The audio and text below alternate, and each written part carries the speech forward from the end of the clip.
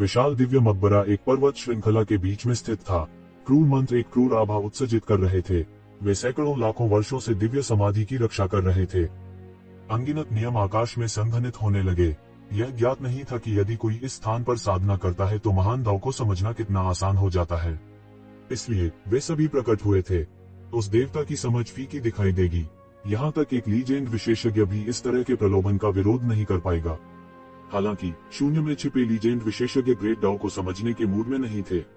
वे अच्छी तरह जानते थे कि वास्तविक लाभ यहाँ नहीं थे। यह दिव्य समाधि थी। कोई भी देवता की उपेक्षा नहीं कर सकता था। देवता के सामने ये महान विभूतियां जो बाहरी लोगों के लिए देवताओं के समान थी, चींटियों से अधिक मजबूत नहीं थी। एक मृत देवता को भी कम नहीं आंका जा सकता था। हकीकत ने उन्हें पहले ही एक बड़ा सबक सिखा दिया था। गड़गड़ाहट। पाप के देवता का पूरा मकबरा गड़गड़ा रहा था और आकाश लगातार डोल रहा था। इस जगह को मौत की भूमि में बदलते हुए भयंकर संरचनाएं लगातार पुनर्जीवित और संचालित हो रही थीं। येज़िवेन चुपचाप दिव्य मकबरे के सामने आ गई। कई अत्याचारी विशेषज्ञ आकाश में बेहोश दिखाई दे रहे थे। वे 3 से 5 के समूह में एक छोटे से कोने में छिपे हुए थे। हालांकि येज़िवेन शून्य में पिलदानवों की दुर्जय सेना के बारे में सबसे अधिक चिंतित थी। ये पिलदानव अच्छी तरह से प्रशिक्षित थे और ये सभी अभिजात वर्ग के कुलीन थे। वे बेहद शक्तिशाली फॉर्मेशन में तैनात थे। इनमें से कोई भी गोली दानव बाहरी दुनिया में एक असाधारण अस्तित्व था। उनमें से सबसे कमजोर गहन मृत्यु लोक के शिखर पर था। उनका नेतृत्व करने वाले लीजेंड विशेषज्ञ भी थे। इन किंवदंती विशेषज्ञों के नेतृत्व में इन गोली राक्षसों ने आसपास के मंत्रों की व्यवस्था करना शुरू कर दिया। एक के बाद एक मंत्र उनके हाथों में आते गए। वे अस्पष्ट भाषा में मंत्रोच्चारण कर रहे थे। ऐसा लग रहा था मानो वे स्वर्ग और पृथ्वी से किसी प्रकार की शक्ति खींच रहे हों। ये पिलदानव अन्य ताकतों के अस्तित्व की घोर उपेक्षा कर रहे थे। यह उनका बेस कैंप था। उनके पास बाकी सभी के अस्तित्व को नजरअंदाज करने की पूंजी थी। उनकी संयुक्त शक्ति अन्य प्रमुख बलों की संयुक्त शक्ति के बराबर थी। इसलिए वे इतने बेईमान हो सकते हैं। येज़िवेन यह भी महसूस कर सकती थी कि ये मंत्र धीरे धीरे सभी को घेर रहे थे। वह इन गोली राक्षसों की योजना का तुरंत अनुमान लगा सकता था। वे सभी को एक झटके में पकड़ने की योजना बना रहे थे। क्या भव्य योजना है, क्या भव्य स्वर है। येज़िवेन ने अपनी आंखें सिकोड़ ली। भले ही वह तैयार था, फिर भी जब उसने यह दृश्य देखा तो वह हौंफने से खुद को रोक नहीं सका। वह नहीं जानता था कि कितने मृतक विशेषज्ञ यहाँ छिपे हुए थे, लेकिन पिलदानव उन सभी को एक झटके में पकड़ना चाहते थे। वे अत्यंत साहसी थे। हालांकि उन्हें यह स्वीकार करना पड़ा कि पिलदानवों में वास्तव में ऐसा करने की ताकत थी। यह उनका मुख्यालय था और मंत्र निर्माण की शक्ति से वे वास्तव में ऐसा करने में सक्षम हो सकते थे। दूसरे भी इसे स्पष्ट रूप से महसूस कर सकते थे। हालांकि उनमें से कोई भी जाने को तैयार नहीं था। हर कोई दिव्य मकबरे के खुले फाटकों को लालसा से देख रहा था। अंदर एक भगवान सो रहा था, एक सच्चा भगवान। इसके अलावा यह एक देवता था जिसे औषधीय गोलियों से विकसित किया गया था। यदि कोई इसे खा सकता है तो यह कहा जा सकता है कि वह मौके पर ही अपना दांव सिद्ध कर सकता है। ऐसा प्रलोभन कुछ ऐसा था जिसका कोई विरोध नहीं कर सकता था। वह कैसे नहीं जान सकता था कि ये लोग क्या सोच रहे थे। हालांकि उनके विचार बहुत एक तरफा थे। गोली दानव सेना मजबूत और अच्छी तरह से प्रशिक्षित थी। यदि वे इसे खा सकते हैं तो उन्हें फूट की स्थिति में कहा जा सकता है। उनकी तुलना इन पिलदानवों से कैसे की जा सकती है। यदि ये पिलदानव उन सभी को खा सकते हैं तो दिव्य दान क्षेत्र की शक्ति एक नए स्तर तक बढ़ जाएगी। चिंता की कोई बात नहीं थी। येज़िवेन ठंडेपन से मुस्कुराए। वह कैसे नहीं जान सकता था कि ये लोग क्या सोच रहे थे। हालांकि उनके विचार बहुत अधिक एक तरफा थे। गोली दानव सेना अत्याचारी और अच्छी तरह से प्रशिक्षित थी। उन्होंने एक सेना बनाई। हालांकि ये लोग मजबूत थे, वे बस बिखरी हुई रेत थे। उनकी तुलना इन पिलदानवों से कैसे की जा सकती है। यदि ये पिलदानव उन सभी को खा सकते हैं तो दिव्य दान क्षेत्र की शक्ति एक नए स्तर तक बढ़ जाएगी और भी मजबूत हो जाएगी। यह इन लोगों के लालच का फायदा उठा रहा था। सबकी अपनी अपनी दीवानगी थी। यह कहना मुश्किल था कि कौन सही था और कौन गलत। यहाँ तक येज़िवेन भी खतरे को भांपते हुए छोड़ना नहीं चाहता था। उसे विश्वास था कि वह सकुशल बच जाएगा। उनके हाथ में आलीशान पेंटिंग थी। दिव्य दान क्षेत्र में वह स्वर्ग की इच्छा से पैदा हुए डेस्टिनी के बच्चे की तरह था। स्वाभाविक रूप से उनकी तुलना दूसरों से नहीं की जा सकती थी। हालांकि मुझे विश्वास है, मुझे अभी भी सावधान रहना होगा। अन्यथा यह बहुत संभव है कि मैं यहाँ मर जाऊंगा। उसने अपनी आंखें सिकोड़ ली। हालांकि वह आश्वस्त था, उसने लापरवाह होने की हिम्मत नहीं की। उसने गुप्त रूप से अपनी दिव्य इच्छा के साथ क्षेत्र को छान मारा और पाया कि पिलदानवों की सेना में अनगिनत शक्तिशाली आभा के अलावा कुछ अत्यंत शक्तिशाली आभा भी थे। उनमें से एक उससे बहुत दूर नहीं था। यह बाओ सनहुआ ही थे जिन्होंने उन्हें आलीशान पेंटिंग बेची थी। उसकी आंखें हत्या के इरादे से भरी हुई थीं। उन्होंने पहले ही निर्धारित कर लिया था कि आलीशान पेंटिंग के साथ समस्या बाओ सनहुआ के कारण हुई थी। दक्षिण पश्चिम कोने में विशेषज्ञों का एक समूह था जो सभी देवता थे। उन्होंने शक्तिशाली प्रभामंडल फैलाया और इसकी दृष्टि से यह स्पष्ट था कि उन्होंने अपने वर्तमान स्तर तक पहुंचने के लिए लाखों करोड़ों वर्षों तक साधना अभ्यास किया था। दक्षिण पूर्व कोने में एक और बड़ी ताकत थी। 3 अत्याचारी मिथक विशेषज्ञों ने उनका नेतृत्व किया। हालांकि यक्षिवेन ने उन्हें पहले कभी नहीं देखा था, लेकिन उन्होंने तुरंत उन्हें उनके कपड़ों से पहचान लिया। महान परिवर्तन भगवान संप्रदाय, फिर भी एक और शत्रुतापूर्ण बल। उसने यंग मास्टर दाई को दबा दिया था। यह अजीब होगा अगर ग्रेट चेंज गॉड संप्रदाय ने उसे इतनी आसानी से जाने दिया। इस अवधि के दौरान उसने यह भी सुना था कि महान परिवर्तन ईश्वर संप्रदाय उसे मारने के लिए दृढ़ था। उनसे निपटना आसान नहीं था, इसलिए उन्हें सावधान रहना पड़ा। ये जीवेन के लिए जो सिरदर्द था वह यह था कि उत्तर पश्चिम कोने में कुछ अस्पष्ट आकृतियां थीं। हालांकि उनमें से बहुत से नहीं थे। उनका आभा आदिम मंडप और महान परिवर्तन ईश्वर संप्रदाय के ऊपर था। ये जीवेन ठंडे चेहरे वाले और सुंदर युवा मास्टर से बहुत परिचित थी। क्या वह उस विदेशी जाति का स्वामी नहीं था जिसे ये शिवेन ने कुचल दिया था? उनकी ताकत सबसे ज्यादा अत्याचारी थी। यहाँ तक यक्षिवेन भी उसके आर पार नहीं देख सकती थी। उन्होंने अपनी आभा को छिपाने के लिए किसी प्रकार की असाधारण मार्शल तकनीक का इस्तेमाल किया होगा। हालांकि उसके शरीर पर भारी क्यूई और खून को देखते हुए उसकी ताकत शायद यक्षिवेन की ताकत से कहीं अधिक थी। हालांकि वह मिथक दायरे के चरम पर नहीं था, फिर भी वह उस स्तर से बहुत दूर था जिससे यक्षिवेन निपट सकता था। उस समय जब यक्षिवेन की दिव्य भावना बह गई, ठंडे चेहरे वाले सुंदर युवा मास्टर ने कुछ महसूस किया। उसकी नजर उस पर पड़ी और सीधे उस जगह पर जा गिरी जहां यक्षिवेन थी। हालांकि कुछ देर तक स्कैन करने के बाद उसे कुछ भी दिखाई नहीं दिया। थोड़ी देर के बाद यक्षिवेन ने धीरे से शून्य में अपनी आकृति प्रकट की। वह लगभग अभी अभी खोजा गया था। सौभाग्य से उन्होंने अपनी आभा को छुपाने के लिए आलीशान पेंटिंग का इस्तेमाल किया था, अन्यथा वह खोजा गया होता। इस व्यक्ति की ताकत अथाह थी। वास्तव में वह इतना अद्भुत कौन था? हालांकि असंख्य स्वर्ग और असंख्य संसार बहुत विशाल थे। यहाँ तक कि देवता भी सभी लोगों का पता नहीं लगा पाएंगे। वहाँ कुछ छिपे हुए विशेषज्ञों का होना सामान्य बात थी। प्रोफाउंड वर्ल्ड के लिए सभी विशेषज्ञों को शामिल करना असंभव था। इस खूबसूरत और बेपरवाह यंग मास्टर के पीछे अलग अलग जातियों के कई विशेषज्ञ भी थे। वे वही विशेषज्ञ थे जिन्हें पहले ये जीवेन ने अपंग बना दिया था। हालांकि उनमें से बहुत से नहीं थे, उनमें से प्रत्येक मिथक क्षेत्र का विशेषज्ञ था। ये जीवेन ने कुछ और नजर डाली। आलीशान पेंटिंग मूल रूप से इस ठंडे चेहरे वाले युवा मास्टर को बेची जाने वाली थी। हालांकि बाद में उसे ये जीवेन ने रोक लिया और मार डाला। तो ऐसा लग रहा था कि बाओ सनहुआ का मूल लक्ष्य यह ठंडे चेहरे वाला युवा मास्टर था। या यह हो सकता है कि बाओ सनहुआ हर किसी के खिलाफ साजिश रच रहा था, चाहे वह कोई भी हो। उसके दिमाग में कई योजनाएं कौंधी। इन 4 सबसे बड़ी ताकतों के अलावा कुछ बिखरे हुए मिथक क्षेत्र विशेषज्ञ और गहन मृत्यु क्षेत्र के शिखर पर शीर्ष विशेषज्ञ भी थे। उनमें से कई थे, लेकिन वे इतने मजबूत नहीं थे कि ये जीवेन के विरोधी बन सके। ये जीवेन ने सीधे आलीशान पेंटिंग निकाली। उसकी टकटकी एक मशाल की तरह थी जो हजारों मील को रोशन करती थी। उन्होंने दिव्य मकबरे को सीधे देखा, दैवीय मकबरों के बीच एक बचाव का रास्ता खोजने की कोशिश की और सीधे गुजरने के लिए आलीशान पेंटिंग का इस्तेमाल किया।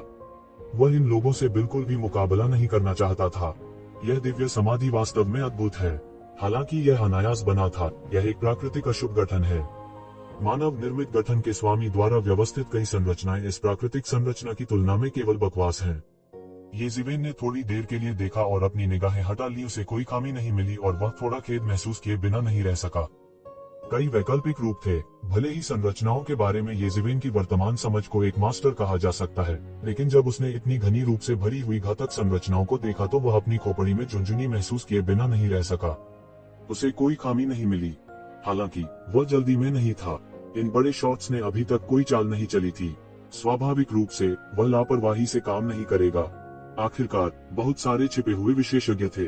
उन विशेषज्ञों में से प्रत्येक के पास अपनी आभा को छिपाने के अपने तरीके थे। यदि यह आलीशान पेंटिंग के लिए नहीं होता तो उसके द्वारा बहुत से लोगों की खोज नहीं की जाती। यह बहुत ही आश्चर्यजनक था। ये जीवेन के आने के बाद एक कई विशेषज्ञ आए। उनके आने के तुरंत बाद उन्होंने अपने आंकड़े भी छुपाए। कुछ ने शुरुआत से ही अपने आंकड़े छुपाए। हालांकि वे ये जीवेन से कैसे छुप सकते थे जिसके हाथ में आलीशान पेंटिंग थी। हालांकि आलीशान पेंटिंग अब टूट चुकी थी, फिर भी उसका यही बुनियादी काम था। गड़गड़ाहट। पाप के देवता का मकबरा हिंसक रूप से हिलने लगा। येज़ेबेल ने देखा कि उन पिल दानवों के मंत्रों की आवाज तेज से तेज होती जा रही थी। एक फीकी शक्ति आकाश से संचार कर रही थी। अन्य इस रहस्य की खोज नहीं कर सके। हालांकि वे येज़ेबेल को नहीं देख पाए, जिनके पास पहाड़ी नदी का नक्शा था। येज़ेबेल के पास पहाड़ी नदी का नक्शा था। कोई आश्चर्य नहीं कि वे इस मकबरे को खोल सके। इन पिल दानवों ने वास्तव में स्वर्ग और पृथ्वी की शक्ति उधार ली थी। देवताओं की शक्ति कितनी भी प्रबल क्यों न हो, वे वास्तव में स्वर्ग और पृथ्वी का मुकाबला नहीं कर सकते। हालांकि उन्होंने तुरंत तैयारी शुरू कर दी। दिव्य समाधि खुलने वाली थी। गड़गड़ाहट। संपूर्ण पर्वत श्रृंखला जहां पाप के देवता का मकबरा स्थित था, अचानक एक रहस्यमय शक्ति द्वारा विस्फोट हो गया। अनगिनत हिंसक वायु प्रवाह बह गए, जिससे एक विशाल अंतरिक्ष तूफान बन गया। इस स्थानिक तूफान ने विस्फोट कर दिया, जिसके कारण गहन मृत्यु अवस्था के चरम पर कई विशेषज्ञ दृढ़ता से खड़े होने में असमर्थ हो गए। उन्हें सीधे उनकी छिपी हुई अवस्था से हिलाकर बाहर कर दिया गया। दरअसल समय रहते चकमा नहीं दे पाने वाले कुछ लोग सीधे तौर पर घायल हो गए। पूरा दृश्य अराजकता की स्थिति में दिखाई दिया। पाप के देवता के मकबरे में जगह खुल गई और एक विशाल मार्ग बन गया, जो पाप के देवता के मकबरे की ओर ले गया। पहली नजर में अपनी साधना से भी वे इसके आर पार नहीं देख सके। यह अंधेरा और उदास था। वे नहीं जानते थे कि इसमें कितना भयानक अस्तित्व छिपा है।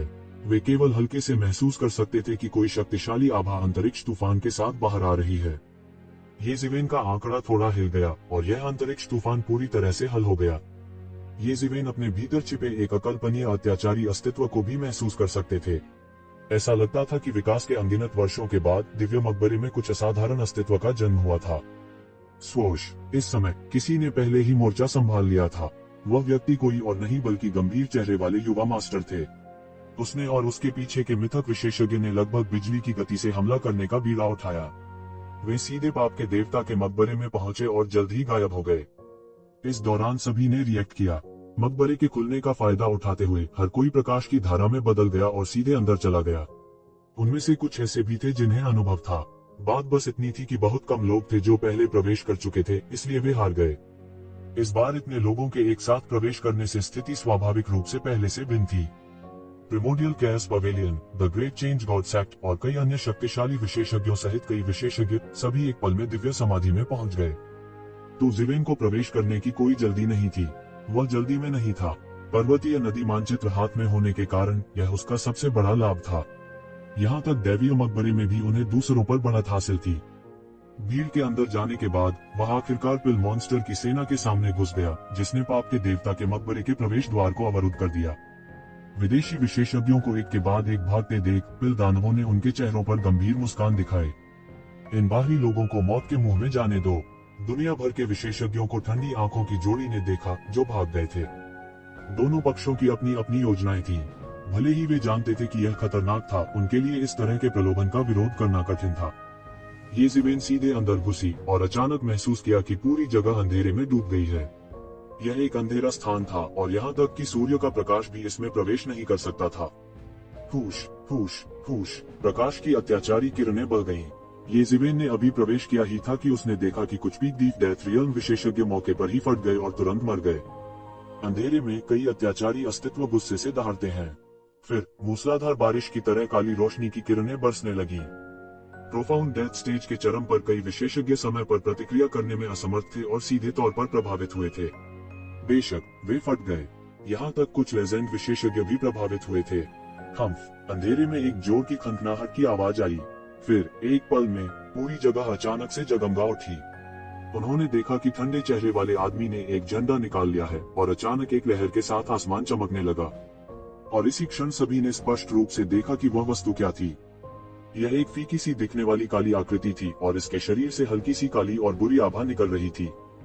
जब उन्होंने इस आकृति को देखा तो सभी को अपनी रीढ़ की हड्डी में ठंडक महसूस हुई। उन्होंने अपने जीवन में ऐसी दुष्ट और उदास आभा कभी नहीं देखी थी। येज़ेबेल ने केवल अपने दिल की गहराई से एक तरह की ठंडक महसूस की।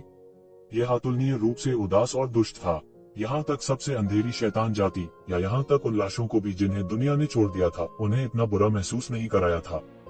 ऐसी दुष्ट भावना केवल एक बार प्रकट हुई थी और यह उस घृणित परमेश्वर की ओर से थी जिसे उसने पहले देखा था। हाँ, उसके पूरे शरीर में कंपन होने के बाद उसने तुरंत प्रतिक्रिया दी। यह एक घृणित परमेश्वर था। इससे भी अधिक भयानक बात यह थी कि उसने जो घृणित कार्य पहले देखे थे, उनकी तुलना में यह 1000 गुना या 10,000 गुना अधिक शक्तिशाली था। घृणित भगवान देवताओं के सबसे अंधेरे पक्ष का अवतार था। यह सामान्य परिस्थितियों में प्रकट नहीं होगा। मृत देवताओं की केवल अंतिम अनिच्छा और पृथ्वी बिखरने वाली नाराजगी ही एक घृणित भगवान में बदल सकती है। वास्तव में परेशानी वाली बात यह थी कि घृणित परमेश्वर अविनाशी था। एक बार जब यह दिव्यता से दूषित हो गया तो इसे तब तक दबाया नहीं जा सकता जब तक कि किसी के पास पूर्ण शक्ति न हो। ये ज़िवेन अकेली नहीं थी। इनमें से कौन सा व्यक्ति अपनी संबंधित दुनिया में एक शीर्ष विशेषज्ञ नहीं था। उन्होंने लगभग तुरंत प्रतिक्रिया की और उनके चेहरे पीले पड़ गए। हालांकि वे घबराए नहीं। ऐसा इसलिए था क्योंकि वे पहले भी यहाँ आ चुके थे और उन्होंने धीरे धीरे इस बात की पुष्टि की थी कि एक घृणित परमेश्वर इस स्थान की रखवाली कर रहा था। डरो मत सब लोग, चार्ज ओवर। जब तक हम चार्ज कर सकते हैं इससे कोई फर्क नहीं पड़ेगा। यह घृणित परमेश्वर हमें छुड़ाने और हमारा पीछा करने में सक्षम नहीं होगा। एक मिथक विशेषज्ञ चिल्लाया। फिर उसका पूरा शरीर घिनौने परमेश्वर से बचने की कोशिश करते हुए उड़ गया। हालांकि इस साहसिक मिथक विशेषज्ञ को लगभग तुरंत ही घृणित भगवान ने मौके पर ही पकड़ लिया था। इसने सीधे उसे अपने हाथ में पकड़ लिया और उसे कुचलकर मार डाला। उसके शरीर पर सभी बचाव कुचल दिए गए थे। फिर धुंधले चेहरे वाली दिव्यता ने अपना मुंह खोला और उसे थोड़ा थोड़ा निगल लिया। घृणित परमेश्वर के मुख की ध्वनि से सबकी हड्डियां दुखने लगीं। सबकी सांसें भारी हो गईं। हालांकि वे स्पष्ट रूप से तैयार थे, फिर भी जब उन्होंने देखा कि यह घृणित परमेश्वर कितना भयानक था तो वे हौंफने से खुद को रोक नहीं पाए। उनके पास और देर करने का समय नहीं था। वे स्पष्ट रूप से महसूस कर सकते थे कि आकाश में कानून बदल गए हैं। उनके पीछे पीछे दैत्य दौड़ रहे थे। वे और अधिक प्रतीक्षा नहीं कर सकते थे। एक घृणित परमेश्वर सामने रास्ता रोक रहा था और उनके पीछे पिल दानव थे। वे बीच में फंस गए। आगे भेड़िए थे और पीछे बाघ। यह बहुत खतरनाक था। चार्ज खत्म। हमारे पास ज्यादा समय नहीं है। इस घृणित भगवान को उन गोली राक्षसों को रोकने दो। कोई चिल्लाया। बहुत से लोग तुरंत सहमत हुए। वे एक ही बात सोच रहे थे। ठंडे चेहरे वाले राजकुमार ने सबसे पहले हमला किया। इस समय वह बिल्कुल नहीं रुका। उन्होंने सीधे एक कदम आगे बढ़ाया। गर्जन। घृणित परमेश्वर ने बड़ी गर्जना की। इसका बड़ा हाथ सीधे पकड़ लिया। अंतरिक्ष के नियमों में हिंसक रूप से उतार चढ़ाव आया। इसने ठंडे चेहरे वाले राजकुमार को सीधे पकड़ लिया। ठंडे चेहरे वाले राजकुमार के हाथ में झंडा सीधे उसके और उसके कई अधीनस्थों के चारों ओर लिपटा हुआ था। बजना। बड़े हाथ ने सीधे झंडे को पकड़ लिया। जोरदार गर्जना के बाद भी वह झंडा नहीं तोड़ सका। ठंडे चेहरे वाले राजकुमार ने सीधे घेरा तोड़ दिया। घृणित भगवान हमला करना जारी रखना चाहते थे, लेकिन कोई रास्ता नहीं था। एक ही समय में बहुत से लोग टूट रहे थे। थोड़ी देर के लिए उसे नहीं पता था कि पहले किस पर हमला करना है। फूश फूश फूश। सभी प्रकाश की धाराओं में बदल गए और भाग निकले। हालांकि उनमें से अधिकांश भागने में सफल रहे, फिर भी कुछ ऐसे थे जो अबोमिनेशन के पीछा से नहीं बच सके। उन सबको घिनौने लोगों ने वहीं पर भस्म कर डाला। थोड़ी ही देर में लोगों से भरी हुई जगह के आधे से ज्यादा लोग भाग निकले।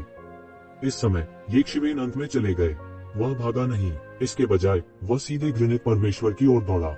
जब घृणित भगवान ने देखा कि कोई वास्तव में उसकी ओर दौड़ने की हिम्मत कर रहा है तो वह मदद नहीं कर सका, लेकिन कुछ भयावह मुस्कान प्रकट की। उसका काला चेहरा पापी और दुष्ट था। हुश। एबोमिनेशन ने सीधे बड़े हाथ से पकड़ लिया। इसने एक राक्षसी काले बादल का गठन किया और सीधे यक्षवेन की ओर जा गिरा। उल्का विस्फोट। इस तरह के अत्याचारी और भयानक घृणित भगवान के सामने यक्षवेन ने थोड़ी सी भी दया करने की हिम्मत नहीं की। उल्का विस्फोट से वह सीधे धमाका कर गया। टकराना। एक अतुलनीय तेज दहाड़ सुनाई दी। मुट्ठी और हथेली में जोरदार टक्कर हुई, जिससे धातु के टकराने जैसी आवाज हुई। हालांकि घृणित भगवान देवताओं के बुरे विचारों का अवतार था, उसके भौतिक शरीर में भी कुछ दिव्यता थी। यह अत्याचारी और भयानक था। थम थम थम। तूष्वन लगातार पीछे हट गया। इस शक्तिशाली बल को दूर करने में सक्षम होने से पहले वह उत्तराधिकार में 1 दर्जन से अधिक कदम पीछे हट गया। हे मानव, तुम वास्तव में मेरे करीब आने की हिम्मत करते हो। घृणित परमेश्वर ने बोलने के लिए अपना मुंह खोला। यह और भी भयावह और दुष्ट था। लंबे समय के बाद इस घृणित कार्य को भी परमेश्वर ने पहले ही आत्मिक ज्ञान विकसित कर लिया था। घृणित भगवान पहले ही उसकी ओर दौड़ पड़े थे। यह सीधे एक सीधी रेखा में सिकुड़ गया। बेवकूफ, मैं तुम्हारी ओर दौड़ने की हिम्मत करता हूँ। क्या मेरे पास भरोसा करने के लिए कुछ नहीं है? ये ज़िवेन ने उपहास किया। घृणित देवता के बारे में सबसे भयानक बात यह थी कि उसे मारना अत्यंत कठिन था। यह एक ऐसा अस्तित्व था जो समान स्तर के लोगों के बीच मूल रूप से अजेय था। यहाँ तक अगर कोई घृणित भगवान से भी मजबूत होता तो वह उसका कुछ नहीं कर पाता। इसे वश में करना मुश्किल था। क्या? घिनौना भगवान एक पल के लिए स्तब्ध रह गया। फिर इसने तुरंत उपहास किया और कहा, किस तरह का जादुई खजाना मुझे दबा सकता है? इसने एक अत्यंत तीखी चीख निकाली।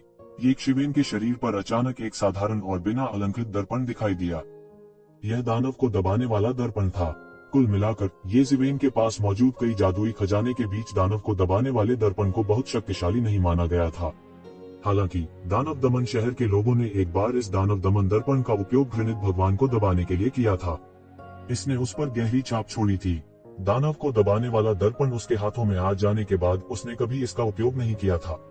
यह दूसरी बार था जब उसने एक घृणित परमेश्वर का सामना किया था।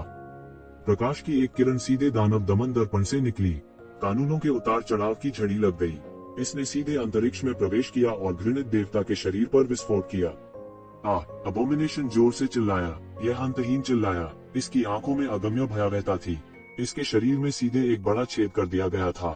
यह बस अविश्वसनीय था। यह एक जादुई खजाना था जो इसे दबा सकता था। दैवीय घृणा देवताओं का व्युत्पन्न था। लगभग कुछ भी इसके अस्तित्व को चोट नहीं पहुंचा सकता था। यह धूल और अविनाशी से बेदाग था। दैवीय घृणा का सार देवताओं की आत्मा का एक हिस्सा था।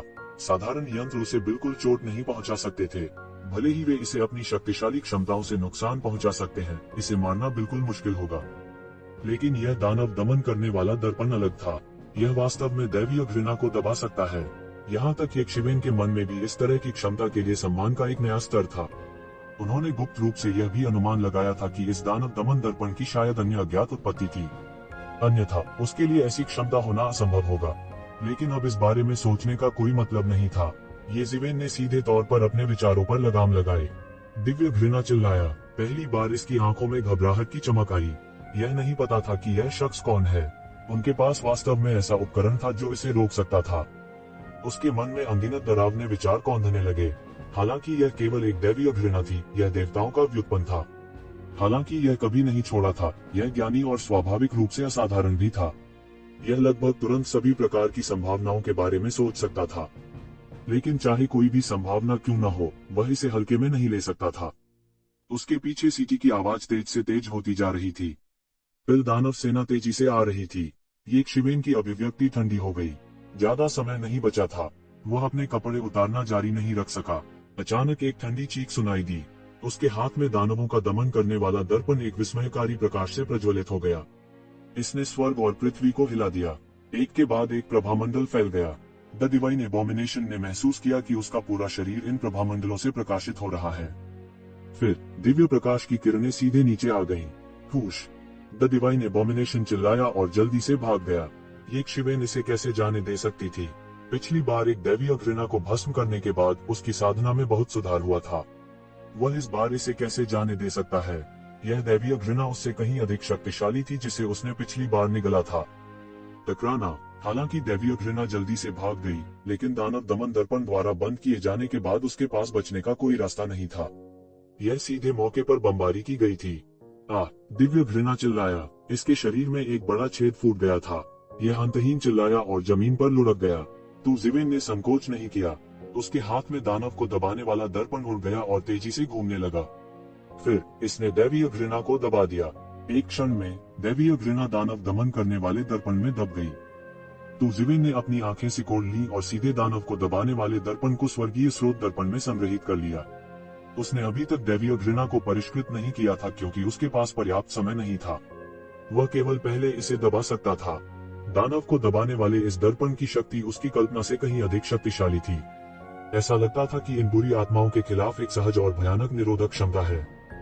दानव को वश में करने वाला दर्पण प्राप्त करने के बाद ये शिवेन आगे बढ़ा और सीधे उसका पीछा किया। उसके जाने के बाद पिल दानव सेना पहले ही अंदर आ चुकी थी। एक एक करके अत्याचारी पिल दानव सेना ने इस स्थान पर प्रवेश किया। वे भी कुछ सहम गए। क्या यहाँ पर अबोमिनेशन नहीं होना चाहिए था? वह कैसे गायब हो सकता है? क्या वह उन लोगों द्वारा मारा जा सकता था? इतने कम समय में यह कैसे संभव हुआ? उनके मन में अविश्वास कौंध गया। हालांकि यह उनके लिए भ्रमित होने का समय नहीं था। उन्होंने तुरंत उनके सामने मार्शलों का पीछा किया। पीछा करो, धन को बाहरी लोगों द्वारा ले जाने न दे, उन सभी को मार डालो और उन्हें भोजन के रूप में लूट लो।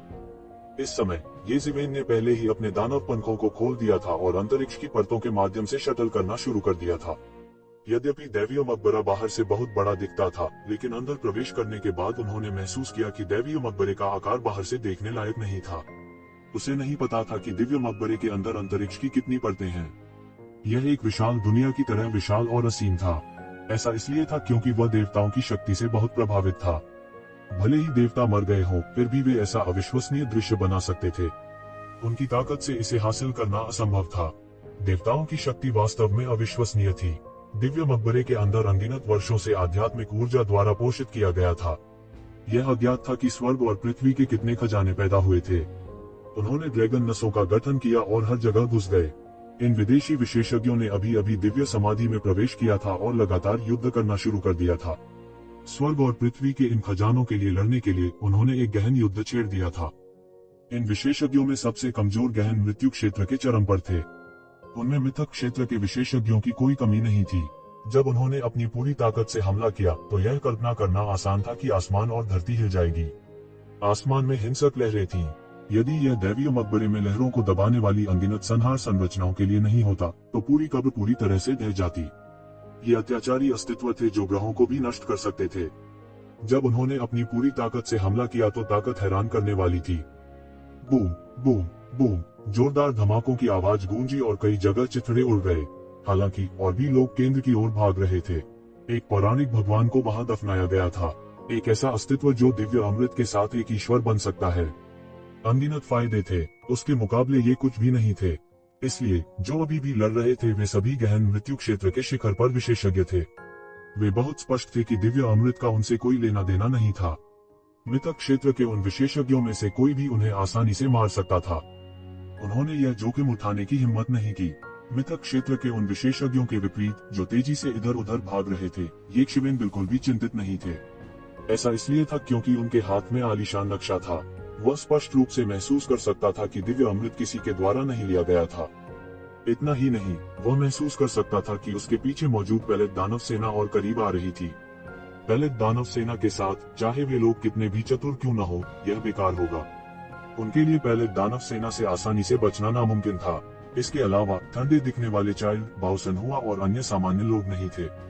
उनके पास उनमें से किसी एक के खिलाफ जीतने का कोई मौका नहीं था। उनमें से बहुतों की तो बात ही छोड़ दें। इसलिए वह केवल चुपचाप प्रतीक्षा कर सकता था और अशांत जल में मछली पकड़ सकता था। अब जल्दी करना बेकार था।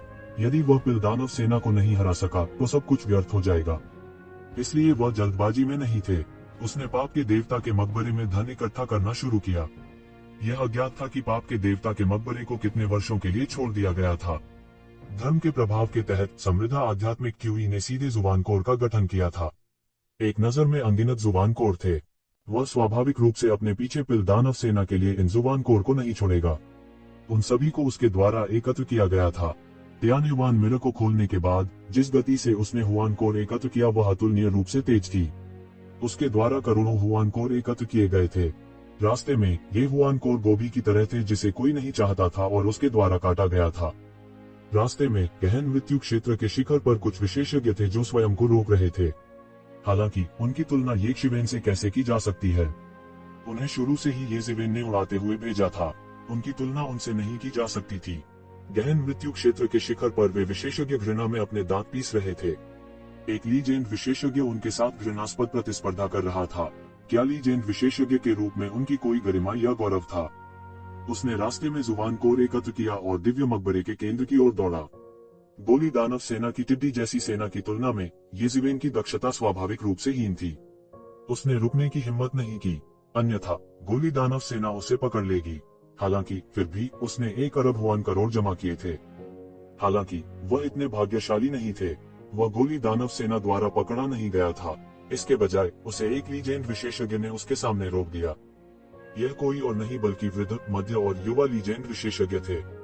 यह महान परिवर्तन ईश्वर संप्रदाय के तीसरे संप्रदाय के नेता के अलावा और कौन हो सकता है? जब से ये शिवेन की पहचान उजागर हुई उसके बारे में खबर तेजी से सामने आई। खबर मिलने के बाद महान परिवर्तन भगवान संप्रदाय के तीसरे संप्रदाय के नेता ने थोड़ी देर के लिए चर्चा की और तीसरे संप्रदाय के नेता को व्यक्तिगत रूप से ये शिवेन को पकड़ने देने का फैसला किया। अन्य 2 दिव्य कोर प्राप्त करने के लिए दिव्य मकबरे के केंद्र की ओर भागते रहेंगे। हालांकि वे ये शिवेन से पूरी तरह से नफरत करते थे, लेकिन वे ईश्वरीय शक्ति के प्रलोभन को छोड़ना नहीं चाहते थे। इसलिए उन्होंने अलग होने का फैसला किया। द ग्रेट चेंज गॉड संप्रदाय के तीसरे संप्रदाय के नेता दाई की आंखें अतुलनीय रूप से ठंडी थीं। वह ये शिवेन से पूरी तरह नफरत करता था। उसने एक शिवेन को देखा और धीरे से कहा, तुम बहुत साहसी हो, बहुत साहसी। उनका स्वर क्रोध से भर उठा। वह येज़ेवेन से पूरी तरह नफरत करता था। वह येज़ेवेन के शरीर को 1000 टुकड़ों में फाड़ने के लिए इंतजार नहीं कर सकता था। यंग मास्टर दाई बहुत अहंकारी और दबंग थी क्योंकि वह येज़ेवेन से प्यार करता था। इससे कोई भी देख सकता था कि वह यंग मास्टर दाई को कितना प्यार करता था। अब जब उसके प्यारे बेटे को येज़ेवेन ने सील कर दिया था तो उसकी आंखों से आग उगलने वाली थी। येज़ेवेन की अभिव्यक्ति उदासीन थी। उसे न तो आश्चर्य हुआ और न ही वह क्रोधित हुआ। उन्हें पहले से ही इस बात का एहसास हो गया था कि वह खुद के सामने आने के बाद इन लोगों से अपनी पहचान नहीं छिपा पाएंगे। इन गहन मृत्यु अवस्था के विशेषज्ञों में भी इन लोगों की आंखों और कानों की कोई कमी नहीं थी। अब मैं तुम्हें 2 विकल्प देता हूँ, या तो मैं तुम्हें 1000 टुकड़ों में फाड़ दूं और तुम्हारी यादों को निकाल दूं, या तुम आज्ञाकारी रूप से सील को पूर्ववत कर दो और मास्टर स्लेव अनुबंध पर हस्ताक्षर कर दो। तुम हमेशा के लिए मेरे बेटे के गुलाम बन जाओगे। अगर ऐसी ही बात है, हम अभी भी आपको कोई रास्ता निकालेंगे। संप्रदाय के नेता दाई ने येज़ेवेन को उदासीनता से देखा। उसकी आंखें मशाल की तरह थी और वह एक ही नजर से येज़ेवेन की खेती को देख सकता था। ओवान क्षेत्र की दूसरी स्वर्गीय परत। ऐसा लग रहा था कि येज़ेवेन ने अभी कुछ समय पहले ही तोड़ा था। उसके शरीर के चारों ओर के कानून अब भी हल्के से गूंज रहे थे। यह एक ऐसी स्थिति थी जो तभी हो सकती थी जब कोई टूट रहा हो। उनके मन में द्वेष बढ़ता गया। एक महान ग्रैंड मास्टर के रूप में येज़ेवेन ने वास्तव में एक जूनियर पर हमला किया था। यह बस बहुत दूर जा रहा था, कमजोरों को धमका रहा था। जहां तक येज़ेवेन की उम्र की बात है तो यह अब महत्वपूर्ण नहीं रह गया था। इस दायरे में कदम रखने के बाद उम्र बिल्कुल भी मायने नहीं रखती थी। उन्हें ग्रैंड मास्टर कहा जा सकता है। उनके दृष्टिकोण से इस मामले का कारण अब महत्वपूर्ण नहीं था। उसके दिल में येज़ेवेन को पहले ही मौत की सजा सुनाई जा चुकी थी। अचानक येज़ेवेन ने अपना मुंह खोला और उपहास किया, तुम्हारा दिल बहुत दयालु है। उसने महसूस किया कि पैलेट राक्षस सेना करीब और करीब आ रही थी। वह मदद नहीं कर सका लेकिन उपहास किया और कहा, ज्यादा समय नहीं बचा है। मैं पैलेट राक्षस सेना को पकड़ने नहीं दे सकता, इसलिए मैं तुम्हें मार डालूंगा। उसकी आंखें अचानक सिकुड़ गईं और उसकी आंखों में जानलेवा इरादे चमक उठे। हा, क्या मजाक है। आप ओवान दायरे के दूसरे स्तर पर वास्तव में मुझे मारना चाहते हैं। कल्ट लीडर दाई गुस्से में हंसे बिना नहीं रह सके। जब से उन्होंने गॉडमिथ स्तर पर कदम रखा, किसी ने कभी यह कहने की हिम्मत नहीं की कि वे उसे मार सकते हैं। इतने कम समय में अकेले रहने दो। उन्हें इतना गुस्सा आया कि उनकी आंखें लाल हो गईं। उसने मुंह से हवा निकाली और उसे अपने हाथ में ले लिया। उसने अपनी मुट्ठी बंद कर ली और मुक्का मारा। सम्राट हेवनली डिवाइन फिस्ट। उसने सीधे मुक्का मारा। एक अतुलनीय रूप से विशाल दुनिया को नष्ट करते हुए प्रकट हुआ। स्पष्ट रूप से यह वास्तव में एक भौतिक शरीर में संघनित हो गया। यह एक अतुलनीय विशाल दुनिया थी और लंबे समय के बाद यह एक वास्तविक दुनिया भी बन सकती थी। पूरा आसमान हिंसक रूप से हिल गया। इसने कई चरम गहन मृत्यु अवस्था अस्तित्वों को अनैच्छिक रूप से भय और घबराहट से कांपने का कारण बना दिया। उन्होंने मूल रूप से 2 दिग्गज विशेषज्ञों के बीच लड़ाई का फायदा उठाने की योजना बनाई थी। वे 2 दिग्गज विशेषज्ञों के बीच लड़ाई का फायदा उठाने में सक्षम हो सकते हैं। इसलिए भले ही वे जानते थे कि गोली दानव सेना करीब और करीब आ रही थी, फिर भी वे छोड़ना सहन नहीं कर सकते थे। येज़ेवेन की अभिव्यक्ति ठंडी थी और उसकी आंखें ठंडी थीं। उनके शरीर में प्रबुद्ध मन प्राचीन वृक्ष प्रकाश की 7 रंगों की किरणों से पूरी तरह से प्रस्फुटित हो गया था। उसके शरीर में अनगिनत शक्तियां उमड़ रही थीं। वह पूरी तरह मजाकिया होने की स्थिति में आ गया था। बजना। सम्राट हेवनली डिवाइन फिस्ट मारा और सीधे येज़ेवेन के सामने विस्फोट कर दिया। हालांकि यह उसके पीछे दानव पंखों द्वारा अवरुद्ध किया गया था। यह कैसा जादू है। दाई जियाओजू की आंखों में खौफ का साया छा गया। अपने विशाल अनुभव के साथ वह शैतानी तकनीकों को कैसे नहीं पहचान सका। अतीत में, चाहे वह प्राचीन उजाड़ क्षेत्र में हो या ट्रू मार्शल डोमेन में, येज़ेवेन के दानव पंखों को पूरी तरह से ढकना पड़ता था। चाहे वह ट्रू मार्शल डोमेन या प्राचीन उजाड़ क्षेत्र में हो, यहाँ तक राक्षसी तकनीकों को भी स्वीकार किया जा सकता है।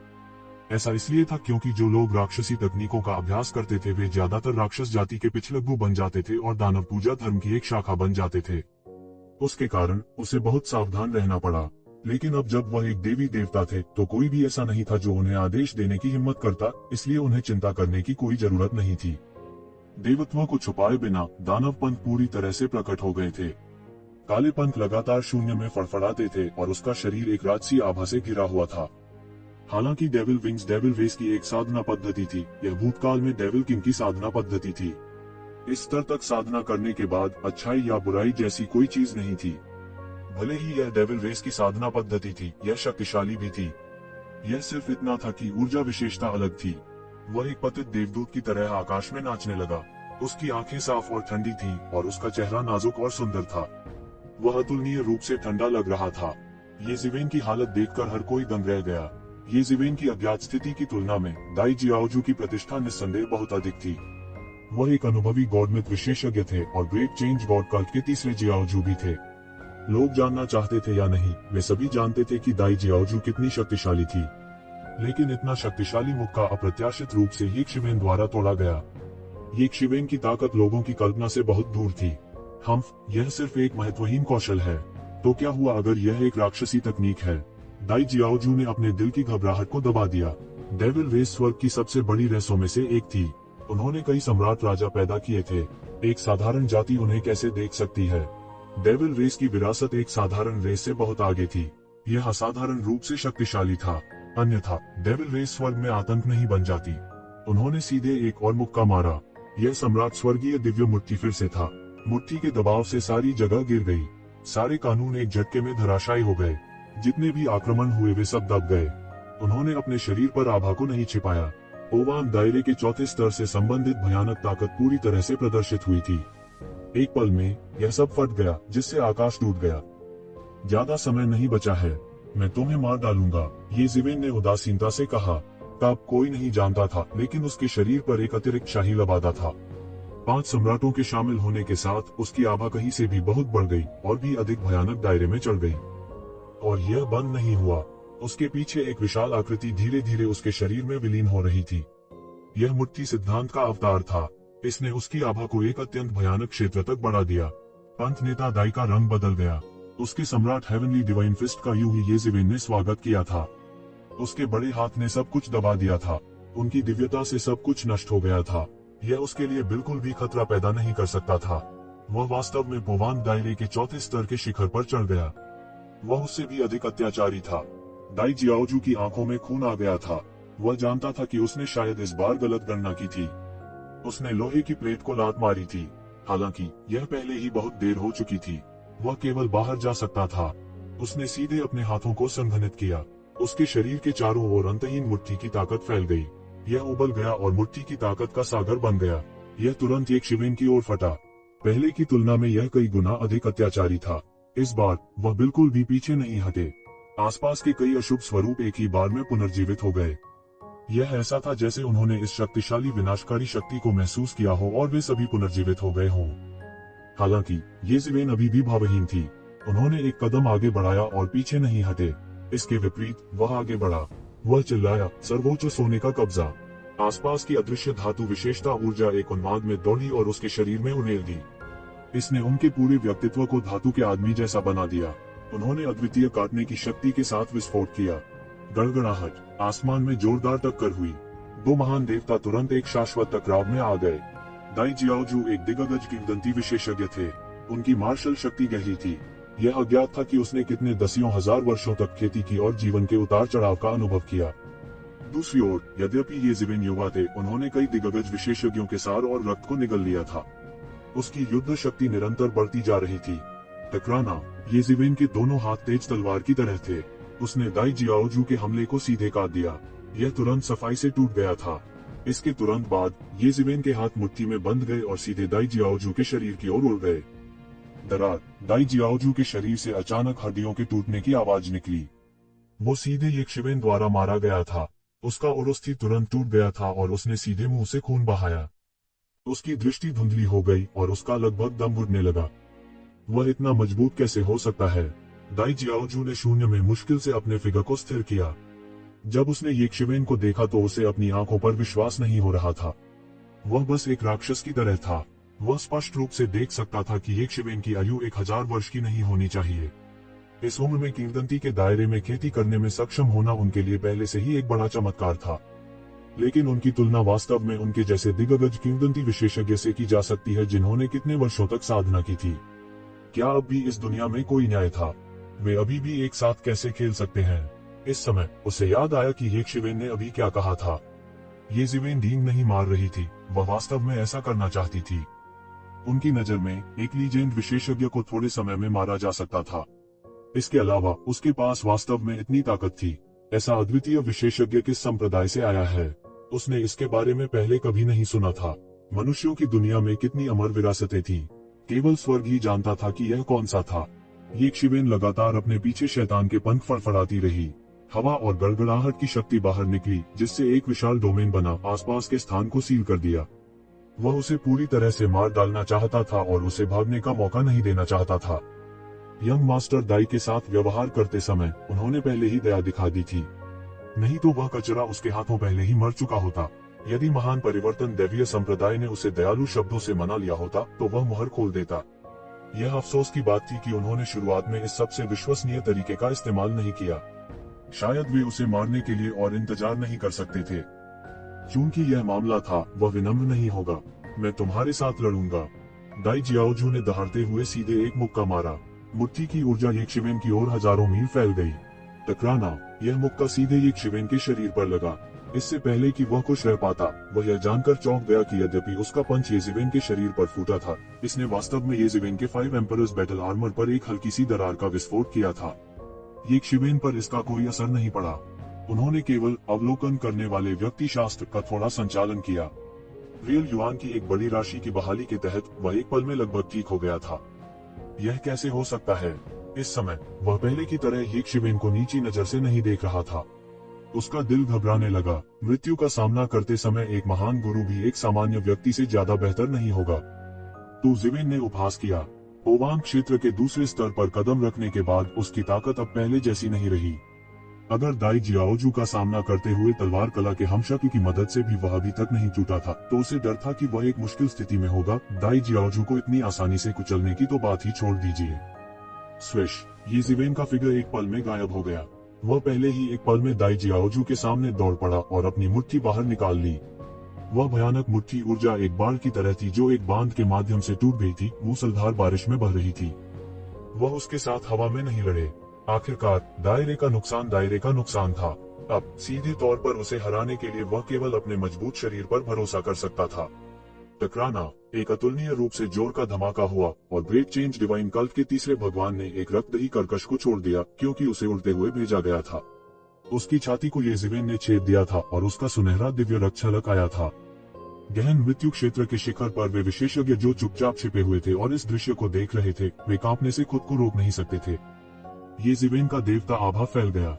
अस्पष्ट रूप से वह एक देवता के समान शक्तिशाली था। उनके जैसे सामान्य लोगों की तुलना उनसे कैसे की जा सकती है? देवता और गहरा मृत्यु क्षेत्र केवल एक ही क्षेत्र के अलावा थे। हालांकि उनके बीच का अंतर स्वर्ग और पृथ्वी जैसा था, बिल्कुल एक देवता और दाव पुष्टिकरण विशेषज्ञ की तरह। भले ही यह केवल आधा कदम का अंतर था, लेकिन उनके बीच का अंतर स्वर्ग और पृथ्वी जैसा था। यह ऐसा था जैसे वे जीवन के दो अलग अलग स्तरों पर हों। देवता ब्रह्मांड में सभी जीवन के लिए विकास और साधना की दिशा थे। हालांकि वे यह भी जानते थे कि देवताओं के क्षेत्र में मजबूत और कमजोर लोग थे। उन्होंने यह उम्मीद नहीं की थी कि जिसने पूरा लाभ प्राप्त किया था और एक तरफ कुचल दिया था, वह वास्तव में यह अज्ञात मानव बच्चा था। वह इतना मजबूत कैसे हो सकता है कि वास्तव में दाई जियाओजू को हरा दे, जो एक किंवदंती भी थी, इतनी बुरी तरह से। इस समय दाई जियाओजू आखिरकार डर से पीला पड़ गया। उसने तुरंत प्रतिक्रिया दी। उसके लिए एक शिवेन का विरोधी होना असंभव था। इस समय वह केवल अपने बड़े भाई और दूसरे भाई की तरफ भाग सकता था और सुरक्षित रहने के लिए अपनी ताकत उधार ले सकता था। हालांकि जैसे ही उसने उड़ान भरी, येजिवेन का हमला पहले ही आ चुका था। 5 एम्परर्स बैटल आर्मर पहने हुए येजिवेन इस दुनिया में एक राजा की तरह थे। वह सीधे जमकर नीचे गिरा। टकराना, संप्रदाय के नेता दाई ने मौके पर एक खून से लथपथ चीख निकाली और उसका शरीर अचानक फट गया। वह चिल्लाए बिना नहीं रह सका। उनके भौतिक शरीर के टुकड़े टुकड़े हो गए। उसकी एक आत्मा भीतर से भाग निकली और भागना चाहती थी। हालांकि उन्होंने अपना भौतिक शरीर खो दिया था, उन्हें लगभग विघटित होकर फिर से खेती करनी पड़ी। वह नहीं जानता था कि उसे फिर से अपने वर्तमान स्तर पर साधना करने में कितना समय लगेगा। वास्तव में वह यह भी नहीं जानता था कि क्या उसके पास ऐसा अवसर होगा। हालांकि यह येजिवेन द्वारा मौके पर ही मारे जाने से कहीं बेहतर था। हालांकि येजिवेन उसे मौका कैसे दे सकती थी? उसने तुरंत अग्नि सम्राट का एक बड़ा हाथ पकड़ लिया। यह भयंकर रूप से जल रहा था और आत्मा को अपने हाथ में पकड़ लिया। फिर आत्मा को जिंदा जलाकर राख कर दिया गया। एक लीजेंड विशेषज्ञ उनके हाथों मर गया। तभी येजिवेन ने 5 एम्परर्स बैटल आर्मर और फिस्ट अवतार को निष्क्रिय कर दिया। फिर उन्होंने दाई जियाओजू के भौतिक शरीर को तियानयुआन मिरर में रखा और धीरे धीरे अपने शरीर में सभी रक्तसार को परिष्कृत किया। यदि वह जल्दी से तोड़ना चाहता था तो उसे इन पौराणिक विशेषज्ञों के रक्तसार की आवश्यकता होगी। उनकी खेती और कौशल को लूटने से उनकी अनगिनत वर्षों की मेहनत बच जाएगी। अन्यथा वह रसातल के दानव गुरु, दिव्य संघ के नेता और अन्य लोगों को कैसे पकड़ पाएगा। जितना समय उन्होंने खेती करने में बिताया वह उस समय का एक अंश भी नहीं था जो उन्होंने खेती करने में बिताया था। लाश छोड़ दो। जैसे ही येज़िवेन ने संप्रदाय के नेता दाई के भौतिक शरीर को संग्रहित किया, फिर दानव सेना का मोहरा आ गया। अतुलनीय रूप से विशाल शरीर के साथ मोहरा एक हाथ वाला लीजेंड रियलम विशेषज्ञ था। उसके पीछे दर्जनों पीक प्रोफाउंड डेथ रियलम पिल डीमंस थे। उनमें से हर एक की अजेय आभा थी और वे अत्यंत शक्तिशाली थे। वे सभी एक क्षेत्र के अधिपति थे। हालांकि इस समय वे केवल मोहरा के रूप में सेवा कर सकते थे। कोई भी कल्पना कर सकता है कि यह गोली दानव सेना कितनी भयानक थी। येज़िवेन ने पहले जितनी भी सेनाएं देखी थी उनमें से किसी की भी इस सेना से तुलना नहीं की जा सकती थी। बेवकूफ, येज़िवेन ठंडेपन से मुस्कुराए। यिन यांग जीवन और मृत्यु आरेख अचानक उड़ गया। यिन और यांग क्यूई ने गोली चलाई और मोहरा को पहाड़ की तरह कुचल दिया। पिल दानव सेना के अगुवा को ये उम्मीद नहीं थी कि येज़िवेन बेखौफ होगा। वह हमला करने वाला पहला व्यक्ति भी था। वह गार्ड से पकड़ा गया और यिन और यांग क्यूई द्वारा मारा गया। टकराना, उसे तुरंत पीछे की ओर उड़ते हुए भेजा गया क्योंकि उसने मुंह से खून निकाला। यह सब पिल क्यूई में परिवर्तित हो गया जिसने आकाश को भर दिया। इसके अलावा यह सब सार था, एक महापुरुष विशेषज्ञ द्वारा बताया गया सार। कोई भी कल्पना कर सकता है कि यह कितना कीमती था। हालांकि इस समय आसपास के शिखर गहन मृत्यु अवस्था विशेषज्ञों में से कोई भी इसे लूटने के मूड में नहीं था। सभी आनंद फानन में भाग निकले। वह मूल रूप से मुख्य समूह से बहुत पीछे रह गया था, लेकिन पिल दानव सेना ने वास्तव में उसे पकड़ लिया था। उनके पास येज़िवेन की ताकत नहीं थी कि वे मोहरा सेना को नजरअंदाज कर सकें और सभी दिशाओं में भाग गए। यह मोहरा अधिकारी केवल पोवांग क्षेत्र के पहले आसमान पर था। उसके और येज़िवेन के बीच ताकत का अंतर स्वर्ग और पृथ्वी जैसा था। वो येज़िवेन को कैसे हरा सकता था। येज़िवेन ने एक कदम आगे बढ़ाया और उसका पीछा किया। वह बिल्कुल नहीं रुका। वह निर्दयी और निर्दयी था। उनकी हथेली ने सीधे डायमंड पिल के मोहरा अधिकारी को पकड़ लिया। टकराना, गोली दानव मोहरा के पास चकमा देने का समय नहीं था। वह येज़िवेन के हाथ में फंस गया और उसका शरीर कुचल गया। एक अतुलनीय रूप से विशाल गोली का पता चला था। हालांकि यह कोई दैवीय गोली नहीं थी, फिर भी यह अत्यंत शक्तिशाली थी। येज़िवेन चुपके से हैरान हुए बिना न रह सकी। दिव्य दान क्षेत्र वास्तव में अपने नाम के योग्य था। कई उच्च गुणवत्ता वाले छर्रे थे। साधारण छर्रों को एक पिल दानव में परिवर्तित नहीं किया जा सकता था, भले ही उन्हें 100 मिलियन वर्षों तक संग्रहित किया गया हो। उल्लेख नहीं करने के लिए यह अज्ञात था कि किंवदंती क्षेत्र में खेती करने के लिए किस प्रकार की आकस्मिक मुठभेड़ का सामना करना पड़ेगा। वास्तव में दिव्य दान क्षेत्र में कुछ देवता स्तर के गोली राक्षस थे। कोई कल्पना कर सकता है कि दिव्य दान क्षेत्र अपने चरम पर कितना शक्तिशाली था। येज़िवेन ने इस मोहरा अधिकारी की हत्या की थी। अन्य पिल डीमंस जो कि अगुआ के रूप में सेवा कर रहे थे स्वाभाविक रूप से येज़िवेन के पीछा से बच नहीं सकते थे। येज़िवेन ने उन सभी को एक हाथ से पकड़ लिया और गोलियों के मुख्य भाग को प्रकट करने के लिए उनके शरीर को कुचल दिया। फिर उसने उन्हें सीधे त्यान्युवान दर्पण में रख दिया। येज़िवेन ने लिया के शरीर में गोलियां भेजने के लिए अपनी महान जादुई शक्ति का उपयोग किया। ये उसके लिए कुछ नहीं से बेहतर थे, हालांकि वे लिया के लिए बहुत महत्वपूर्ण थे। रुओशी ने आसमान की ओर देखा। एक शक्तिशाली आभा वाली छर्रों ने सीधे लिया के शरीर में प्रवेश किया। वह मदद नहीं कर सकती थी लेकिन बहुत ईर्ष्या महसूस कर रही थी।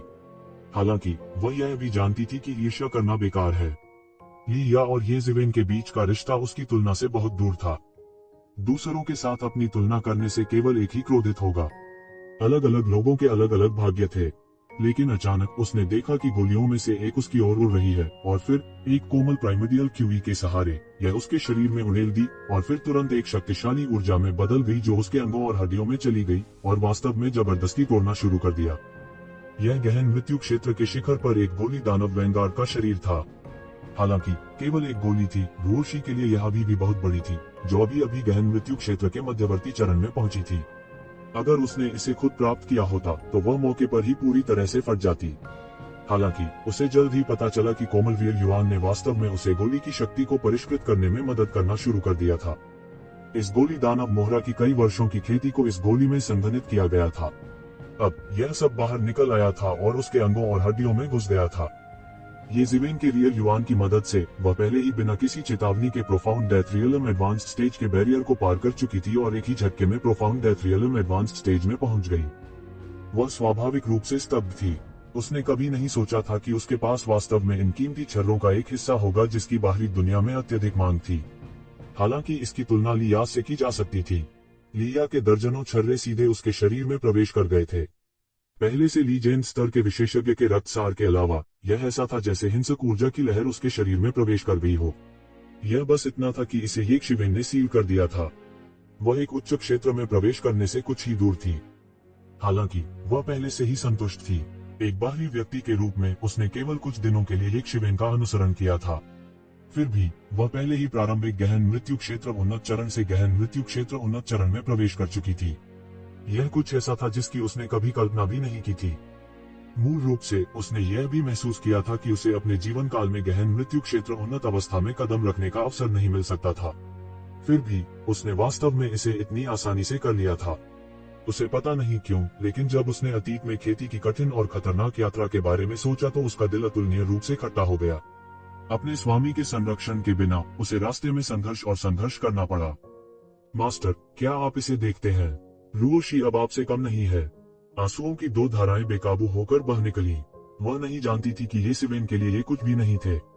अगर उसे इस बात का डर नहीं होता कि वह इसे सहन नहीं कर पाएगी, तो वह उसे और छर्रे भी दे सकता था। आखिरकार वह युवा कुनपेन की तरह खाने की शौकीन नहीं थी।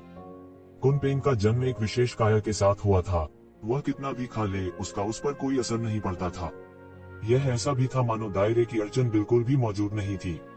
वह जहाँ भी खाता था वहाँ बढ़ सकता था। ये शिवेन उससे पूरी तरह ईर्ष्या करती थी। बूम! आकाश में एक हिंसक उतार चढ़ाव था। ये शिवेन ने एक ही झटके में पिलदानव की मोहरा सेना का सफाया कर दिया था। अचानक शून्य में ऊर्जा का भारी उतार चढ़ाव हुआ। फिर एक बड़ा हाथ अचानक शून्य में प्रकट हुआ और उसे पकड़ लिया। सभी सिद्धांत एक पल में प्रकट हो गए, मानो कोई मुखौटा फाड़ दिया गया हो। फिर उन्हें इस बड़े हाथ से कुचल दिया गया। फिर यह सीधे ये शिवेन की ओर गिरी। ये शिवेन का दिल दहल उठा। हालांकि उन्होंने इसे अपने चेहरे पर नहीं दिखाया। उसके पीछे दानव पंख तुरंत फैल गए। ऐसा लगता है कि उसका फिगर टेलीपोर्टेड हो गया था और तुरंत सैकड़ों मील दूर चला गया। गड़गड़ाहट! उसके सामने की जगह वास्तव में कुचल दी गई थी। अंतरिक्ष में अराजकता मूसलाधार बारिश में बह गई। ये शिवेन के हाव भाव थोड़े बदल गए। यह बाहर की दुनिया नहीं थी। दिव्य मकबरे में इसकी रक्षा करने वाली अनगिनत संरचनाएं थी। हालांकि यह अभी भी ऐसी भयानक विनाशकारी शक्ति का कारण बन सकता है। इस विशाल हाथ के मालिक की ताकत चौंकाने वाली कही जा सकती है। क्या ऐसा हो सकता है कि पिल मास्टर ने व्यक्तिगत रूप से कार्रवाई की हो? उसके दिमाग में अनगिनत विचार कौंध गए। हालांकि उनका फिगर बिल्कुल भी कम नहीं हुआ। वह पागलपन से दिव्य मकबरे के केंद्र की ओर उड़ गया। इससे कोई फर्क नहीं पड़ता कि किस पहले दानव बीस्ट ने कार्रवाई की थी। यह ऐसा कुछ नहीं था जिससे वह मुकाबला कर सके। उसकी चाल जरा भी धीमी नहीं थी। हालांकि उसके पीछे का विशाल हाथ और करीब आ रहा था। Boom boom boom! विशाल हाथ नीचे पकड़ना जारी रखा। हर बार ये शिवेन बाल बाल बच गई। हालांकि ये शिवेन भाग निकला था। हालांकि गहन मृत्यु क्षेत्र के शिखर पर विशेषज्ञ जो मूल रूप से शो देख रहे थे और स्थिति का लाभ उठाने के लिए तैयार थे, उतने तेज नहीं थे। उनमें से कुछ समय पर चकमा नहीं दे सके और मौके पर ही मारे गए। हालांकि ऐसा कुछ नहीं था जो वे कर सकते थे।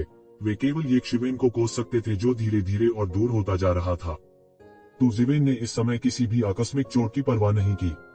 इसके अलावा ये लोग उसके बगल में थे। क्या वे यहाँ उसका फायदा उठाने के लिए नहीं थे? वह प्रकाश की धारा की तरह गहराई की ओर उड़ गया। उसके पीछे का बड़ा हाथ उसका पीछा करता रहा। लंबे समय के बाद इसने आखिरकार पीछा छोड़ दिया। ऐसा नहीं था कि वह ये शिवेन को जाने देना चाहता था, लेकिन वह पहले ही दिव्य मकबरे की गहराई में प्रवेश कर चुका था। विभिन्न अशुभ रूप और भी तीखे थे। उसके लिए इतनी लापरवाही से हमला करना असंभव था, जिससे ये शिवेन बच निकलने में सफल रही। इससे ये शिवेन को भी थोड़ी राहत मिली। हालांकि वह नहीं जानता था कि किसने हमला किया। यह आभा ये शिवेन से कहीं अधिक मजबूत थी। इसने उसे खतरे का एक बड़ा आभास दिया। वह अंत में दिव्य मकबरे के मूल में टूट गया था। वह बेहद चौंकाने वाला दृश्य देखे बिना नहीं रह सका। यह हजारों मील की लंबाई और चौड़ाई वाला एक विशाल महल था। इस महल में एक सिंहासन पर एक आकृति विराजमान थी। वह स्पष्ट था और स्पष्ट रूप से नहीं देखा जा सकता था। ऐसा लग रहा था कि उसका पूरा शरीर किसी चीज से ढका हुआ है। अंतरिक्ष विकृत था और वह अपना चेहरा स्पष्ट रूप से नहीं देख पा रहा था। इसने उन्हें बेहद खतरनाक एहसास दिया। यह एक जीवन स्तर था जो अपने से ऊपर था। उसके शरीर के चारों ओर अनगिनत कीमिया दाव कानून प्रकाश की धाराओं में बदल गए और प्रकट हुए। वे लगातार शून्य में घूमते रहे, विशाल आकाश को चीरते रहे। इस अंधेरे और शांत वातावरण में यह ब्रह्मांड के सितारों की तरह ही था। उनके शरीर के अंदर रहस्यमयी जगह लगातार घूम रही थी। कीमिया के दाव के बारे में हर तरह की जानकारी पागलपन से निकाली जा रही थी। उन सभी की अगवानी की जा रही थी। कीमिया के दाव की उनकी समझ में भी तेजी से सुधार हो रहा था। ये ज़िवेन ने चुपचाप कीमिया के दाव को समझ लिया। मुझे डर है कि यह कीमिया दाव कानून उसके द्वारा अपने जीवन काल में समझा जाना चाहिए। सत्य को समझने के लिए अपने शरीर का उपयोग करना और कानून उसका अनुसरण करता है। यह सत्य को साबित करने का एक संकेत है। ये शीवेन ने तुरंत फैसला किया। वह कैसे नहीं समझ पाया। मुझे डर है कि यह वही देवता होना चाहिए जिसने दिव्य अमृत के साथ सत्य को साबित किया। ये ज़िवेन का दिल अभूतपूर्व दुख से भर गया। भले ही सत्य को सिद्ध करने वाला शक्ति संग्रह प्रतापी था और दुनिया के एक हिस्से पर शासन करता था, अब क्या वह मरा हुआ नहीं था? जब उनकी मृत्यु हुई तो सब कुछ खत्म हो गया था। केवल जीना सार्थक था। यहाँ तक कि दुनिया में महान अजेय सम्राट, क्या वह भी नहीं गिरा? कभी संसार में विख्यात दानव राजा, दानव सम्राट और मानव सम्राट अब कहाँ थे? क्या सच्ची अमरता जैसी कोई चीज नहीं है? उन्हें मार्शल आर्ट के बारे में भी कुछ संदेह था। हालांकि यह केवल एक छोटा सा संदेह था। एक पल में वह पहले ही ठीक हो चुका था। वह दाव सत्यापन तक भी नहीं पहुंचा था। पौराणिक इंपीरियल लॉर्ड की तो बात ही छोड़ दें, पौराणिक अनंत जीवन की तो बात ही छोड़ दें। अभी भी बहुत जल्दी थी। इस समय पूरा विशाल और असीम मुख्य हॉल पहले से ही लड़ाई के मैदान में बदल चुका था। खासकर पौराणिक क्षेत्र के विशेषज्ञ, उनमें से हर एक उन्माद में था, पूरी तरह विक्षिप्त। दिव्य गोली ठीक उनके सामने थी। वे संभवतः शांत कैसे हो सकते थे? Boom boom boom. इस स्थान पर वे अपनी इच्छानुसार आक्रमण कर सकते थे, क्योंकि वे देवताओं के नियमों से दबे हुए थे। चाहे वे कितने भी बलवान क्यों न हो, वे देवताओं के नियमों को नहीं तोड़ सकते थे। इसलिए चिंता की कोई बात नहीं थी। हॉल के ढहने की चिंता करने की कोई जरूरत नहीं थी। अनगिनत डेमिगॉड नामात्र कानून जारी किए गए थे। अगर यह कोई और जगह होती तो एक ग्रह भी पूरी तरह से टुकड़ों में पिस जाता। उन्हें दूसरे लोगों के हमलों से सावधान रहना था और साथ ही उन्हें कदम से कदम मिलाकर सिंहासन तक पहुंचना था। वह देवताओं का क्षेत्र था और यह पहले से ही अनगिनत प्रतीकात्मक कानूनों से घिरा हुआ था। आम लोगों के पास इसके पास जाने का कोई रास्ता नहीं था। जैसे ही वे निकट आए, उन्हें अपने शक्तिशाली हथियारों के साथ कीमिया कानूनों के दमन का सामना करना पड़ा। यहाँ तक ठंडे दिखने वाले युवा मास्टर जो सामने थे, केवल आधे से भी कम दूरी तक ही आगे बढ़े थे। उसके पीछे बाओसन हुआ और अन्य लोग थे। साथ ही महान परिवर्तन ईश्वर संप्रदाय के 2 संप्रदाय के नेता भी थे। वे बहुत पीछे नहीं थे। उनके पीछे मिथक क्षेत्र में कुछ दुष्ट कृषक थे। ये लोग केवल 1/3 से भी कम दूरी तक ही आगे बढ़े थे। आगे बढ़ने की प्रक्रिया बेहद कठिन थी। इससे पहले कि वह कुछ और सोच पाता, उसने अपने पीछे से अंतहीन श्रापों की आहट सुनी। गहन मृत्यु क्षेत्र के शिखर पर कई विशेषज्ञ लड़खड़ा गए और भाग खड़े हुए। उनके पीछे पिल दानव की सेना ने आक्रमण किया। वे टिड्डियों की तरह थे जो उनके रास्ते में सब कुछ मिटा रही थी। गहन मृत्यु क्षेत्र के विशेषज्ञ तुरंत बह गए। कई लोगों के पास मरने से पहले प्रतिक्रिया करने का समय भी नहीं था। पिल दानव की सेना गठन में आ गई और अपने रास्ते में आने वाली हर चीज को बहा ले गई। ऐसा लग रहा था कि उनका इरादा एक ही बार में सभी को मारने का था। अभियोग लगाना, केवल चार्ज करने और दिव्य अमृत प्राप्त करने से हमारे पास एक रास्ता होगा। कोई चिल्लाया। गहन मृत्यु क्षेत्र के विशेषज्ञ, जो मूल रूप से बाहर भटक रहे थे, दहाड़ते हुए अंदर आ गए। गोली दानव की सेना करीब और करीब आ रही थी। Swoosh swoosh swoosh. दर्जनों गॉडमिथ विशेषज्ञ गोली दानव सेना के रैंकों से बाहर निकल गए, प्रकाश की धारियों में परिवर्तित हो गए, जो गॉडमिथ विशेषज्ञों की ओर आ रहे थे, जो अभी अभी आए थे। इन लोगों ने गोली दानव की सेना का अनुसरण नहीं किया। इसके बजाय वे पौराणिक दिव्य अमृत के लिए मिथक क्षेत्र के विशेषज्ञों के साथ प्रतिस्पर्धा करना चाहते थे। ये गोली दानव मूल रूप से अमृत से उगाए गए थे। पिलडाओ की उनकी समझ को ग्रैंड मास्टर कहा जा सकता है। पिलडाओ नामात्र कानूनों के प्रभाव में उनकी गति मिथक दायरे के विशेषज्ञों की तुलना में बहुत तेज थी। कुछ ही समय में उन्होंने मिथक क्षेत्र के विशेषज्ञों को पकड़ लिया था। नेता शाही पोशाक में एक बूढ़ा व्यक्ति था। उसका चेहरा ठंडा था और उसका शरीर पतला था। उसकी आंखें ठंडी थीं और उसका शरीर एक शक्तिशाली आभा बिखेर रहा था। पिल दानव ने उन्हें अपना नेता माना। इस गोली दानव की पहचान स्पष्ट थी। गोली राजा, किंवदंतियों के अनुसार वे दिव्य गोली दुनिया के एकमात्र जीवित शिष्य थे। वह अत्यंत प्राचीन था और अन्य गोली राक्षसों से अलग कपड़े पहनता था। यह सरल और अलंकृत था और ऐसा लगता था कि यह बहुत लंबे समय से अस्तित्व में है। ये शिवेन अंधेरे में इंतजार कर रही थी। वह हमला करने की जल्दी में नहीं था। इस समय जिसने भी पहले हमला किया वह सबकी आंखों का कांटा बन जाएगा। वह इतना मूर्ख नहीं था। आप बाहरी लोग दिव्य दान क्षेत्र की चीजों की जासूसी करने की हिम्मत करते हैं। आप मौत को दावत दे रहे हैं। डैन किंग ने ठंडी मुस्कान के साथ कहा। उसकी आंखें बेहद ठंडी थीं। उसने पहले ही अपने दिल में सभी को मौत की सजा दे दी थी। डैन किंग, बहुत अहंकारी मत बनो। बाओ सानहुआ ने अपने दांत भींच लिए जैसे ही वह आगे बढ़ा। उस अत्यंत शक्तिशाली और भयानक दबाव को सहन करते हुए वह चिल्लाया, आप अभी भी दिखाने की हिम्मत करते हैं। जब मैं यहाँ नहीं था तो आपने आलीशान पेंटिंग चुरा ली थी। मैंने अभी तक आपके साथ स्को तय नहीं किया है। अब पुराने और नए स्को को एक साथ निपटाने का सही समय है। एलिक्जिर के राजा ने मारने के इरादे से ठंडेपन से कहा। इसका जिक्र करते ही बाओ सनहुआ का चेहरा अचानक उतर गया। लगभग एक ही पल में उसने पहाड़ी नदी के नक्शे के बारे में सोचा जो कि एक शिविंग के हाथों में पड़ गया था। उसने किसी के लिए इतनी मेहनत की थी, लेकिन यह सब किसी और के लिए था। बूम! पिलकिंग ने ठंडेपन से सूंघ लिया। वह एक राक्षसी बड़े हाथ में बदल गया और उसे हथियाने के लिए क्रूरतापूर्वक बाओ सनहुआ की ओर बढ़ा। उसके आक्रमण की शक्ति इस स्थान पर भी भयावह थी जहां ईश्वरीय सिद्धांत प्रबल थे। इस तरह की भावना ने ये ज़िवेन को रसातल के शैतान भगवान की याद दिला दी। उसका भयानक कौशल शायद रसातल के शैतान भगवान से भी अधिक मजबूत था। हालांकि ये ज़िवेन को पता नहीं क्यों, लेकिन उसे स्पष्ट रूप से लगा कि डैन किंग की क्यूई और रक्त इतना मजबूत नहीं था। इसके विपरीत यह थोड़ा कमजोर था।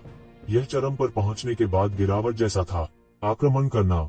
बाओ सनहुआ चिल्लाया। वह और उसके पीछे अन्य मिथक क्षेत्र के विशेषज्ञ एक विशाल गठन के लिए मिलकर काम करते थे। वे प्रत्येक एक अलग गठन कोर पर खड़े थे और हमले का सामना करने के लिए एक उभरी लहर को खत्म कर दिया। बूम! भयानक टक्कर की आवाज सुनाई दी।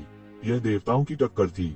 एक शक्तिशाली शॉकवेव के साथ एक चमकदार रोशनी सभी दिशाओं में फैल गई। यहाँ तक मिथक विशेषज्ञों को भी खुद को बचाने के लिए अपने सुरक्षात्मक अवरोध लगाने पड़े।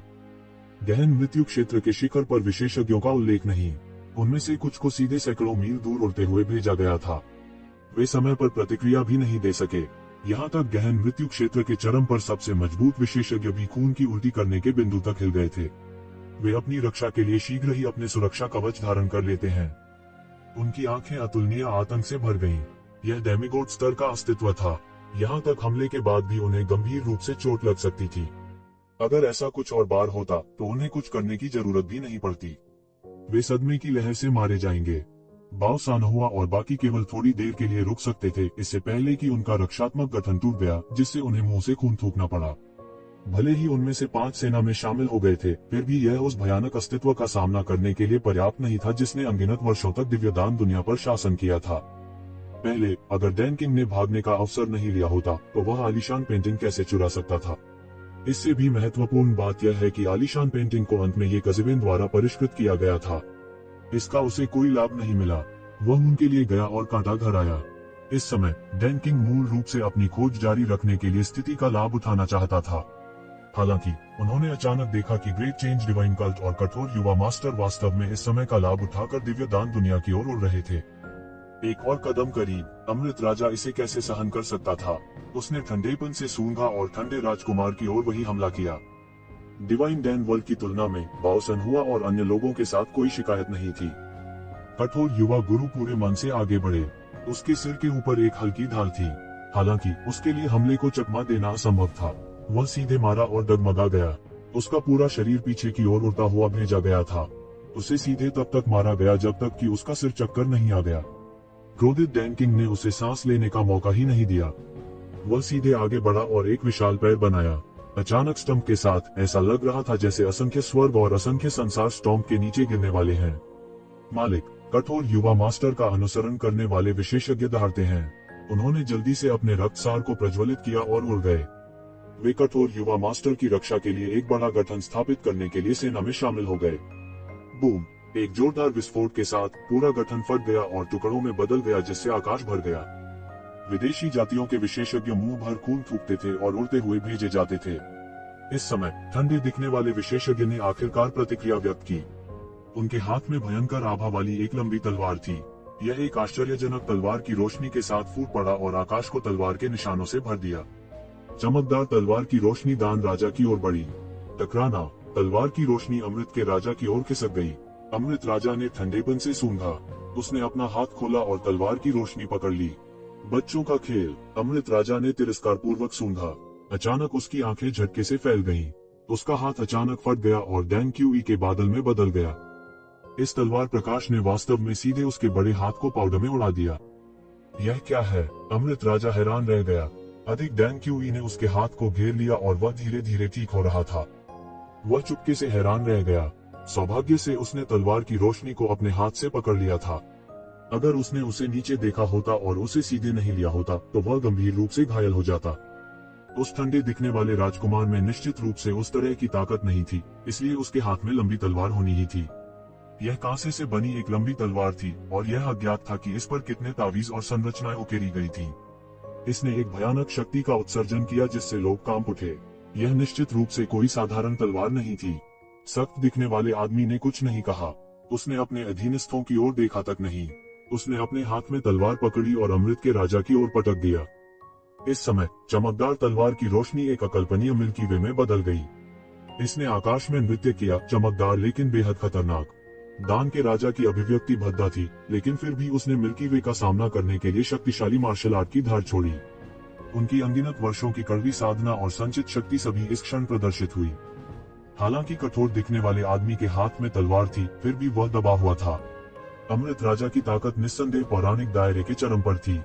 चलो पहले इस बूढ़े को मार देते हैं, नहीं तो हमारे पास दिव्य गोली का हिस्सा नहीं होगा। बाओ सनहुआ दहाड़ा और डैन किंग की ओर एक हमला भी किया। वे बहुत स्पष्ट थे कि यदि वे दान राजा को मारने में असमर्थ रहे तो दिव्य गोली का उनसे कोई लेना देना नहीं होगा। अकेले अमृत का राजा ही उन्हें पूरी तरह से दबा सकता था। केवल हाथ मिलाने से ही उन्हें कोई उम्मीद हो सकती थी। बाओ सानहुआ के हाथ की एक लहर के साथ एक विशाल इमारत उड़ गई और दान राजा पर दब गई। यह प्रिमोडियल इमेमोरियल पवेलियन था। प्रिमोडियल इमेमोरियल मंडप जो हजारों वर्षों से नहीं हिला था, इस क्षण एक अजीब शक्ति के साथ फट गया। बजना, जेन युआन लू ने सीधे डैन किंग को मारा, जिससे वह लड़खड़ा गया। वह सांस लेने के अलावा और कुछ नहीं कर सका। उसकी आंखों में एक अतुलनीय उग्र और चिड़चिड़े भाव के साथ चमक आ गई। यदि वह अभी भी अपने चरम पर होता तो ये चींटियां उसे चोट नहीं पहुंचा पाती।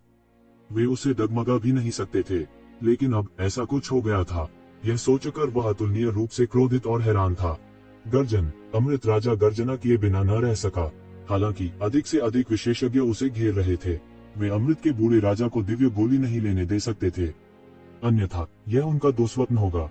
अमृत राजा की ओर सभी प्रकार के भयानक हमले किए गए। सभी दिशाओं में शॉकवेव्स बह गईं।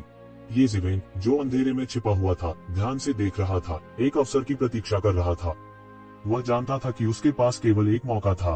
अगर वह इस बार चूक गए तो उनके पास दूसरा मौका नहीं होगा। चाहे वह महान परिवर्तन संप्रदाय हो, बाओ सनहुआ या कोई और, वे उसे बचने का मौका नहीं देंगे। ये शिवेन इन लोगों की ताकत देख पा रही थी क्योंकि उन्होंने अपनी पूरी ताकत से हमला किया था। इन लोगों में सबसे शक्तिशाली निस्संदेह लीजेंड का राजा था। हालांकि वह पहले ही एंजल के क्षय चरण में प्रवेश कर चुका था। उसकी ताकत पहले जितनी अच्छी नहीं थी और उसके क्यूई और रक्त की तुलना उस समय से बहुत दूर थी जब वह अपने चरम पर था। अगला ठंडा दिखने वाला युवा मास्टर था। उसकी ताकत शायद पोवान क्षेत्र की 7वीं परत में प्रवेश कर चुकी थी। उसका बल अतुलनीय रूप से भयानक था। उन्होंने लेजेंड दायरे के अंतिम चरण में भी प्रवेश किया था। वह अकेला भी था जो अमृत के राजा के साथ संघर्ष कर सकता था। हालांकि वह अमृत के राजा द्वारा पूरी तरह से दबा दिया गया था, फिर भी वह अन्य लोगों की तुलना में बहुत बेहतर था जो अमृत के राजा के हमलों का सामना नहीं कर सके। उसके अलावा बाओ सानहुआ और आदिम संप्रदाय के अन्य प्रसिद्ध विशेषज्ञ, उस महिला को छोड़कर जो पोवान दायरे की 4थी परत पर थी, सभी पोवान दायरे की 5वीं परत और उससे ऊपर थे। महान परिवर्तन संप्रदाय की ओर महान संप्रदाय के नेता और दूसरे संप्रदाय के नेता भी पोवान क्षेत्र की 5वीं परत पर थे। इन विशेषज्ञों के अलावा मृतक क्षेत्र के बाकी विशेषज्ञ उल्लेख के लायक नहीं थे। डरने की कोई बात नहीं थी। पोवान क्षेत्र के ये विशेषज्ञ ज्यादातर पोवान क्षेत्र के पहले या दूसरे स्तर पर थे। सबसे मजबूत केवल पोवान क्षेत्र के 3रे स्तर पर थे। उनसे उन्हें कोई खतरा नहीं था। हालांकि इस समय वे दानव पैलेट विशेषज्ञों से भी लड़ रहे थे। दृश्य अत्यंत अराजक था। सैकड़ों दिग्गज विशेषज्ञों के लड़ने के इतने बड़े पैमाने के दृश्य के साथ, यहाँ तक गहरे मौत के क्षेत्र के विशेषज्ञों के पास जो दूर छिपे हुए थे, उनके पास विरोध करने के लिए अपनी पूरी ताकत फैलाने के अलावा कोई विकल्प नहीं था। अगर वे सावधान नहीं होते तो वे गंभीर रूप से घायल हो सकते थे। इस स्तर की लड़ाई में प्रोफाउंड डेथ रियल्म के विशेषज्ञ कुछ भी नहीं थे। वे सिर्फ चींटियां थी जिन्हें आसानी से मौत के घाट उतार दिया जा सकता था।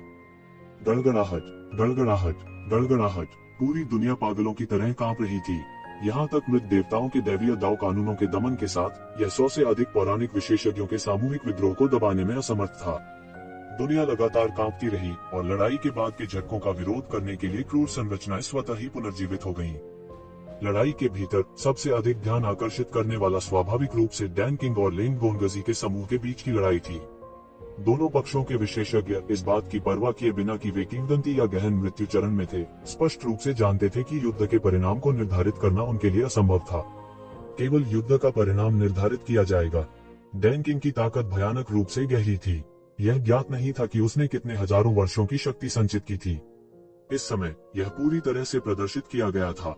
हालांकि वह पहले ही एंजल के क्षय चरण 5 में प्रवेश कर चुका था। उसकी ताकत बहुत कम हो गई थी। यह कहा जा सकता है कि एंजल के क्षय चरण 5 में प्रवेश करने के बाद उसकी ताकत हर गुजरते सेकंड के साथ लगातार कम हो रही थी। हालांकि वह अभी भी अलग थलग रहने वाले राजकुमार और अन्य लोगों को दबा सकता था, लेकिन वह वास्तव में उन्हें मारने के लिए घातक प्रहार नहीं कर सकता था। उसकी ताकत कमजोर और कमजोर होती जा रही थी। ये जीवेन देख सकते थे कि डैन किंग शायद अधिक समय तक टिके नहीं रह पाएंगे। एंजल का क्षय चरण 5 पहले से ही मृत्यु का एक लक्षण था। इसके अलावा यह इतनी तीव्र लड़ाई थी। उसके क्यूई और रक्त की पूर्ति आम लोगों की तरह नहीं की जा सकती थी। मूल रूप से वह जितना अधिक उपयोग करेगा, उसकी क्यूई और रक्त उतना ही कम होगा। यदि ऐसा ही चलता रहा तो उसका क्यूई और रक्त समाप्त हो जाएगा और वह मर जाएगा। वह लगातार दहाड़ा। वह पहले ही नश्वर जीवन के शिखर पर पहुंच चुका था। वह अमरता से केवल एक कदम दूर था। क्या वह अमरता के द्वार के सामने मरने वाला था? क्या वह अमृतत्व के द्वार के सामने मरने वाला था? उन्होंने हजारों साल तक खेती की थी। तट के दूसरी ओर से वह लहरों को चीरता हुआ अमृतत्व के द्वार तक पहुंच गया था। क्या वह ऐसे ही मरने वाला था? वह इसे मानने को तैयार नहीं था। वह केवल मौत से लड़ सकता था। दूसरी ओर भले ही अमृत के राजा के पास कठिन समय था, कठोर युवक कोई बेहतर नहीं था। अमृत राजा ने किसी भी हथियार का इस्तेमाल भी नहीं किया। वह युवक को पूरी तरह से दबाने के लिए केवल अपनी अत्याचारी ताकत पर निर्भर था। उसकी आंखों से दहशत फैल गई। उसने अपने कुल के बड़े बुजुर्गों से मार्गदर्शन प्राप्त किया था। वह जानता था कि ईश्वरीय दान क्षेत्र खुलने वाला है, इसलिए उसने यह जादुई तलवार मांगी। उन्हें उम्मीद नहीं थी कि उनके पास अभी भी डैन किंग से निपटने का कोई रास्ता नहीं है, यहाँ तक कि वह उससे पूरी तरह दबा हुआ था। यदि यह इस शक्तिशाली छद्म दैवीय साधन के लिए नहीं होता, तो वह डैन किंग द्वारा मौके पर ही पूरी तरह से दबा दिया गया होता। उसे लगातार पीटा भी जा रहा था। उसके शरीर में क्यूई और रक्त पहले से ही अस्त व्यस्त थे। वह उन्हें बिल्कुल भी लामबंद नहीं कर सका। डैन किंग के सामने वह केवल बचाव कर सकता था, लेकिन वापस नहीं लड़ सकता था।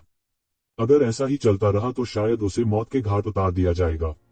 दूसरों का जिक्र नहीं, बाओ सनहुआ और अन्य केवल उनके सहायक हो सकते थे। वह उन पर भरोसा नहीं कर सकता था।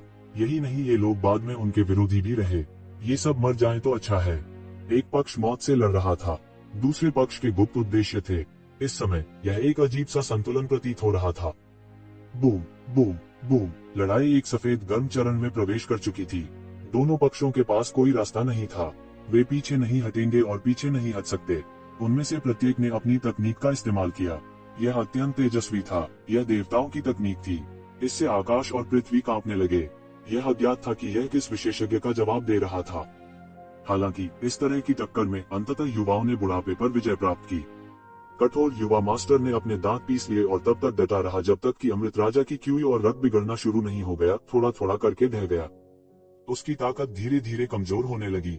जब बाओ सनहुआ और अन्य लोगों ने यह देखा तो उनके चेहरे खुशी से खिल उठे। बस थोड़ा सा और अधिक। जब तक वे डैन किंग को मार सकते थे, भले ही वे उसे केवल लूट सकते थे, फिर भी यह एक बड़ा सौभाग्य होगा। ठीक उसी क्षण जब हर कोई युद्ध के मैदान पर पूरा ध्यान दे रहा था, एक आकृति अचानक उड़ी और भगवान अमृत की दिशा में चली गई। यह अचानक परिवर्तन था। किसी को उम्मीद नहीं थी कि यह इस तरह निकलेगा। वह कौन था जो लड़ते समय अशांत जल में मछली पकड़ना चाहता था? ये तुम हो, ये जिवेन। बाओ सनहुआ ने तुरंत पहचान लिया कि यह व्यक्ति कोई और नहीं बल्कि ये जिवेन था। इस समय महापरिवर्तन दैवीय संप्रदाय के लोग भी इस दृश्य को अपने चेहरों पर कटु कटु भावों से देख रहे थे। वे ये जिवेन से पूरी तरह से नफरत करते थे, खासकर तब जब तीसरे संप्रदाय का नेता वापस नहीं आया था। अब जब यक्षिवेन यहाँ आ गई थी तो उनके दिलों में एक बुरा पूर्वाभास कौंध गया। आप मौत को दावत दे रहे हैं। क्या आपको लगता है कि दैवीय दाव का इतनी आसानी से विरोध किया जा सकता है? अकेला राजकुमार चिंतित नहीं था। वह अच्छी तरह जानता था कि दिव्य दाव और दान राजा के नियम दिव्य दान के चारों ओर उलझे हुए थे। आम लोग इसके करीब नहीं पहुंच पाएंगे। हालांकि जब उसने अपना सिर घुमाया तो उसकी आंखें अचानक चौड़ी हो गईं। दिव्य अमृत के पास कीमिया और दिव्य मार्ग का कानून आपस में जुड़ गया और भी अधिक शक्तिशाली हो गया। जितना गहरा होगा, कानून के हमले उतने ही शक्तिशाली होंगे। प्रत्येक हमला गंभीर रूप से एक गहन मृत्यु क्षेत्र विशेषज्ञ को गंभीर रूप से घायल कर सकता है। यह बेहद भयानक था। भले ही ईश्वरीय मार्ग अनगिनत वर्षों के लिए मृत हो गया हो, एक ईश्वर की लाश को सामान्य लोगों द्वारा अपवित्र नहीं किया जा सकता था। इसलिए सख्त युवा मास्टर को बहुत राहत मिली कि यक्षवेन सफल नहीं होंगे। लेकिन यह जानते हुए भी कि सफल होना असंभव है, फिर भी वह क्रोध से जल रहा था। यक्षवेन ने वास्तव में इस समय स्थिति का लाभ उठाने का साहस किया। यह बिल्कुल असहनीय था। इसके अलावा उसने यक्षवेन को पहले ही पहचान लिया था। यह वह व्यक्ति था जिसने प्रिमोडियल कैस बिल्डिंग में अपने मातहतों को अपंग बना दिया था, उसके हमशक्ल को नष्ट कर दिया था और आलीशान पेंटिंग को छीन लिया था। हालांकि वह जानता था कि आलीशान पेंटिंग में एक साजिश थी, उसने परवाह नहीं की। अपनी शक्तिशाली ताकत और इस तलवार के साथ अमृत के राजा को छोड़कर उसके पास दिव्य दान क्षेत्र में डरने के लिए कुछ भी नहीं था। शक्तिशाली ताकत के सामने सभी योजनाएं और चालें क्षणभंगुर थीं और उल्लेख के लायक नहीं थीं। येज़ेबेल ने वास्तव में अवरोधन करने का साहस किया और फिर भी ऐसा करने का साहस किया। वह बस मौत को दावत दे रहा था। हालांकि जब उसने अपना सिर घुमाया तो उसकी आंखें अचानक चौड़ी हो गईं। उसने देखा कि येज़ेबेल के सिर के ऊपर आलीशान पेंटिंग वास्तव में कीमिया और दिव्य मार्ग के कानून के साथ एकीकृत थी। उसने पूरे रास्ते उड़ान भरी और उसे किसी भी अच्छी बाधा का सामना नहीं करना पड़ा। येज़ेबेल ने पूरे रास्ते छलांग लगाए और एक पल में वह पहले से ही दिव्य अमृत के सामने पहुंच गया था। दिव्य अमृत की आंखें, जो एक मानव आकृति में बदल गई थी, अचानक भयानक हरी रोशनी के साथ फूट पड़ी। ऐसा लग रहा था कि उसका पूरा शरीर जीवन में वापस आ रहा है और यह बहुत भयानक लग रहा था। हालांकि यह हरी बत्ती डूबते सूरज की अंतिम चमक की तरह थी और धीरे धीरे गायब हो गई। तभी यक्षवेन ने राहत महसूस की। वह अभी पूरी तरह से चौंक गया था और लगभग सोचा था कि दिव्य अमृत भी वापस जीवन में आ गया था और एक लाश में बदलने वाला था। उसने त्यागयुवान दर्पण निकाला और रक्त प्रकाश की एक किरण को मिटा दिया। वह इसमें दिव्य अमृत को चमकाना चाहता था। यह एक भगवान का शरीर था। येज़ेबेल के हाथों में त्यागयुवान मिरर के अलावा और कुछ नहीं था जो इसे कर सकता था। लगभग सभी देवता अपना स्वयं का दिव्य साम्राज्य बनाएंगे, जो कि दूसरी दुनिया थी। पूरी दुनिया को समाहित करने के लिए केवल एक बड़ी दुनिया ही ऐसा करने में सक्षम होगी। यद्यपि त्यागयुवान दर्पण की शक्ति yin yang जीवन और मृत्यु आरेख जितनी अच्छी नहीं थी, लेकिन यह उससे बहुत बेहतर थी। हालांकि यह कुछ ऐसा नहीं था जिसे एक पल में किया जा सके। येज़ेबेल ने धीरे धीरे इस अमृत को अपने शरीर में समा लिया। इस दौरान सभी दहशत में आने लगे। उन्होंने मूल रूप से सोचा था कि यक्षवेन ऐसा नहीं कर सकती। किसने सोचा होगा कि उसने वास्तव में ऐसा किया है। हर कोई यक्षवेन का पीछा करने लगा और बस इसी क्षण वह डैन किंग भी पागल होने लगा। वह पागलपन की अपनी अंतिम अवस्था में गिर गया। उसके शरीर का लगभग सारा खून जलने लगा। अंत में वह केवल असहाय होकर देख सकता था क्योंकि उसकी आशा नष्ट हो गई थी। वह पागल हो गया था और सबको अपने साथ नीचे घसीटना चाहता था। तुम सब मरोगे, तुम सब मरोगे। डैन किंग दहाड़ा। उसकी आंखें लाल हो गईं और उसके शरीर की सारी ऊर्जा उबलने लगी। अच्छा नहीं है। सभी ने अचानक प्रतिक्रिया व्यक्त की। इस डैन किंग ने वास्तव में आत्मा विनाश की योजना बनाई थी। वह वास्तव में पागल था। उसने वास्तव में आत्मा विनाश की योजना बनाई थी। यहाँ अभी भी कई डैन दानव थे, लेकिन इस समय हर कोई इतना नहीं सोचता था। वे चिल्लाए और सभी दिशाओं में उड़ गए। हा हा हा, तुम सब मरने वाले हो, मेरे साथ नरक जाओ। डैन किंग पागलपन से चिल्लाया। FCK, पागल आदमी, यह वास्तव में पागल आदमी है। यक्षवेन अपने दिल में कोसने से खुद को रोक नहीं सका। यह डैन किंग जाहिर तौर पर दीवाना था। वह यहाँ अपनी रक्षा के लिए था और कोई भी बच नहीं सकता था। वह पहले ही देख चुका था कि एक दिग्गज विशेषज्ञ के आत्मा विनाश की शक्ति कितनी भयानक थी। हालांकि उस व्यक्ति के लिए जिसने इस स्तर तक साधना की थी, उनमें से किसने हजारों क्लेशों का अनुभव नहीं किया था। यदि यह इस तथ्य के लिए नहीं था कि कोई रास्ता नहीं था, तो कौन इस तरह के एक अनन्य तरीके का चयन करेगा। लेकिन इस समय वह आसानी से बच नहीं सका क्योंकि अमृत त्यागयुवान के दर्पण में पूरी तरह से अवशोषित नहीं हुआ था। एक तरफ अमृत था और दूसरी तरफ दान राजा था जो आत्मा विनाश करना चाहता था। उसने अपने दांत पीस लिए और तुरंत अपना मन बना लिया। झगड़ा करना। उसकी प्रतिक्रिया की प्रतीक्षा किए बिना उसने डैन किंग के शरीर में भयानक शक्ति को बाहर निकलते देखा और एक जोरदार धमाके के साथ विस्फोट किया। टकराना। एक अतुलनीय रूप से विशाल मशरूम उगाया और प्रभाव की लहर ने सब कुछ तोड़ दिया। वे दिग्गज विशेषज्ञ जो समय रहते चकमा नहीं दे सके, सीधे प्रभाव की चपेट में आ गए और उन्हें मौके पर ही गंभीर चोटें आईं। और उन गहन मृत्यु क्षेत्र के विशेषज्ञों को एक पल में भारी जनहानि का सामना करना पड़ा। कुछ को छोड़कर जो गंभीर रूप से घायल हो गए थे और किनारे पर बेहोश हो गए थे, उनमें से ज्यादातर को एक पल में मौत के घाट उतार दिया गया था।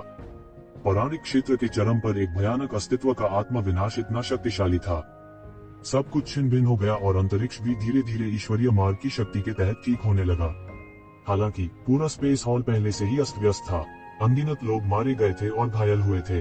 बाहरी दुनिया में ये सभी लोग शानदार और प्रसिद्ध अस्तित्व थे, लेकिन अब वे मृत थे और चींटियों की तरह घायल थे। कौन कौन था, कोई भेद नहीं पा रहा था। पफ, ये शिवेन से मुंह भर खून निकला। उसके शरीर पर 5 एम्परर्स बैटल आर्मर पूरी तरह से नष्ट हो गया था। ऐसा इसलिए था क्योंकि उन्होंने रक्षा की एक पंक्ति बनाने के लिए 5 तत्वों की यान युआन आरेख और यिन यांग जीवन और मृत्यु आरेख का उपयोग किया था। अन्यथा यह 5 एम्परर्स बैटल आर्मर के नष्ट होने जितना सरल नहीं होगा। हालांकि उन्हें गंभीर चोटें भी आई थी। उनकी आंखों में किस्मत की एक दुर्लभ झलक थी। सौभाग्य से इससे पहले डैन किंग की ताकत बहुत कम हो गई थी और शेष क्यूई और रक्त इतना अधिक नहीं था। नहीं तो आज उसका बचना मुश्किल हो जाता। पौराणिक दायरे के विशेषज्ञ देवताओं के सबसे करीब अस्तित्व थे। किसी भी समय इन लोगों के अस्तित्व को कम करके नहीं आंका जाना चाहिए। उसके हाथ में त्यानुयुवान दर्पण अभी भी काम कर रहा था। अंत में इसने दिव्य अमृत को पूरी तरह से अवशोषित कर लिया था। उसने आखिरकार राहत की सांस ली। वह आखिरकार सफल हो गया था। यह सोचकर वह लगभग जोर से हंसना चाहता था। के खिलाफ साजिश और साजिश का अनुभव करने के बाद वह वास्तव में सफल हो गया था। ये ज़िवेन, मरो। अचानक ये शिवेन के पीछे से एक अतुलनीय ठंडी आवाज आई। उसने कठोर युवा मास्टर को ये ज़िवेन के पीछे बर्फ जैसी ठंडी अभिव्यक्ति के साथ खड़ा देखा। वह काफी दयनीय स्थिति में था। उसके कपड़े फटे हुए थे और उसके हाथ में एक शक्तिशाली जादुई तलवार थी। उसके शरीर से एक शक्तिशाली आभा फूट पड़ी। हालांकि वह एक खेदजनक स्थिति में था, फिर भी वह ये शिवेन की तुलना में बहुत बेहतर स्थिति में था। कम से कम वह गंभीर रूप से घायल नहीं हुआ था। अरे नहीं, वह ठीक क्यों है? ये ज़िवेन चिल्लाए बिना नहीं रह सकी और मौके पर ही भाग गई। उस क्षण उसने महसूस किया कि जिस स्थान पर वह खड़ा था वह तलवार की रोशनी से आधा कट गया था। कठोर युवा मास्टर के हाव भाव में जरा सा भी उतार चढ़ाव नहीं था। ऐसा लग रहा था जैसे वह किसी मृत व्यक्ति को देख रहा हो। उसके हाथ में जादू की तलवार सीधे भयानक तलवार की रोशनी से खिल उठी। उस पर अनगिनत तलवार के सिद्धांत बंधे हुए थे और उसकी शक्ति अनंत थी। जाना, ये ज़िवेन ने संकोच नहीं किया और अपने शरीर पर लगी चोटों को जबरन दबा लिया। उसके पीछे टेम्पेस्ट के पंख अचानक खुल गए और वह एक पल में उड़ गया। उनका पूरा व्यक्तित्व एक वज्रपात की तरह था जो बेहद तेज दिख रहा था। छोड़ना चाहते हैं? आपको क्या लगता है कि आप कहां जा रहे हैं?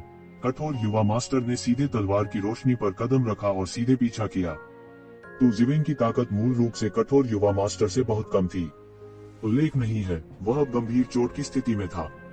भले ही उनके टेम्पेस्ट विंग्स ने पूरी कोशिश की, कठोर युवा मास्टर अभी भी और करीब आ रहा था।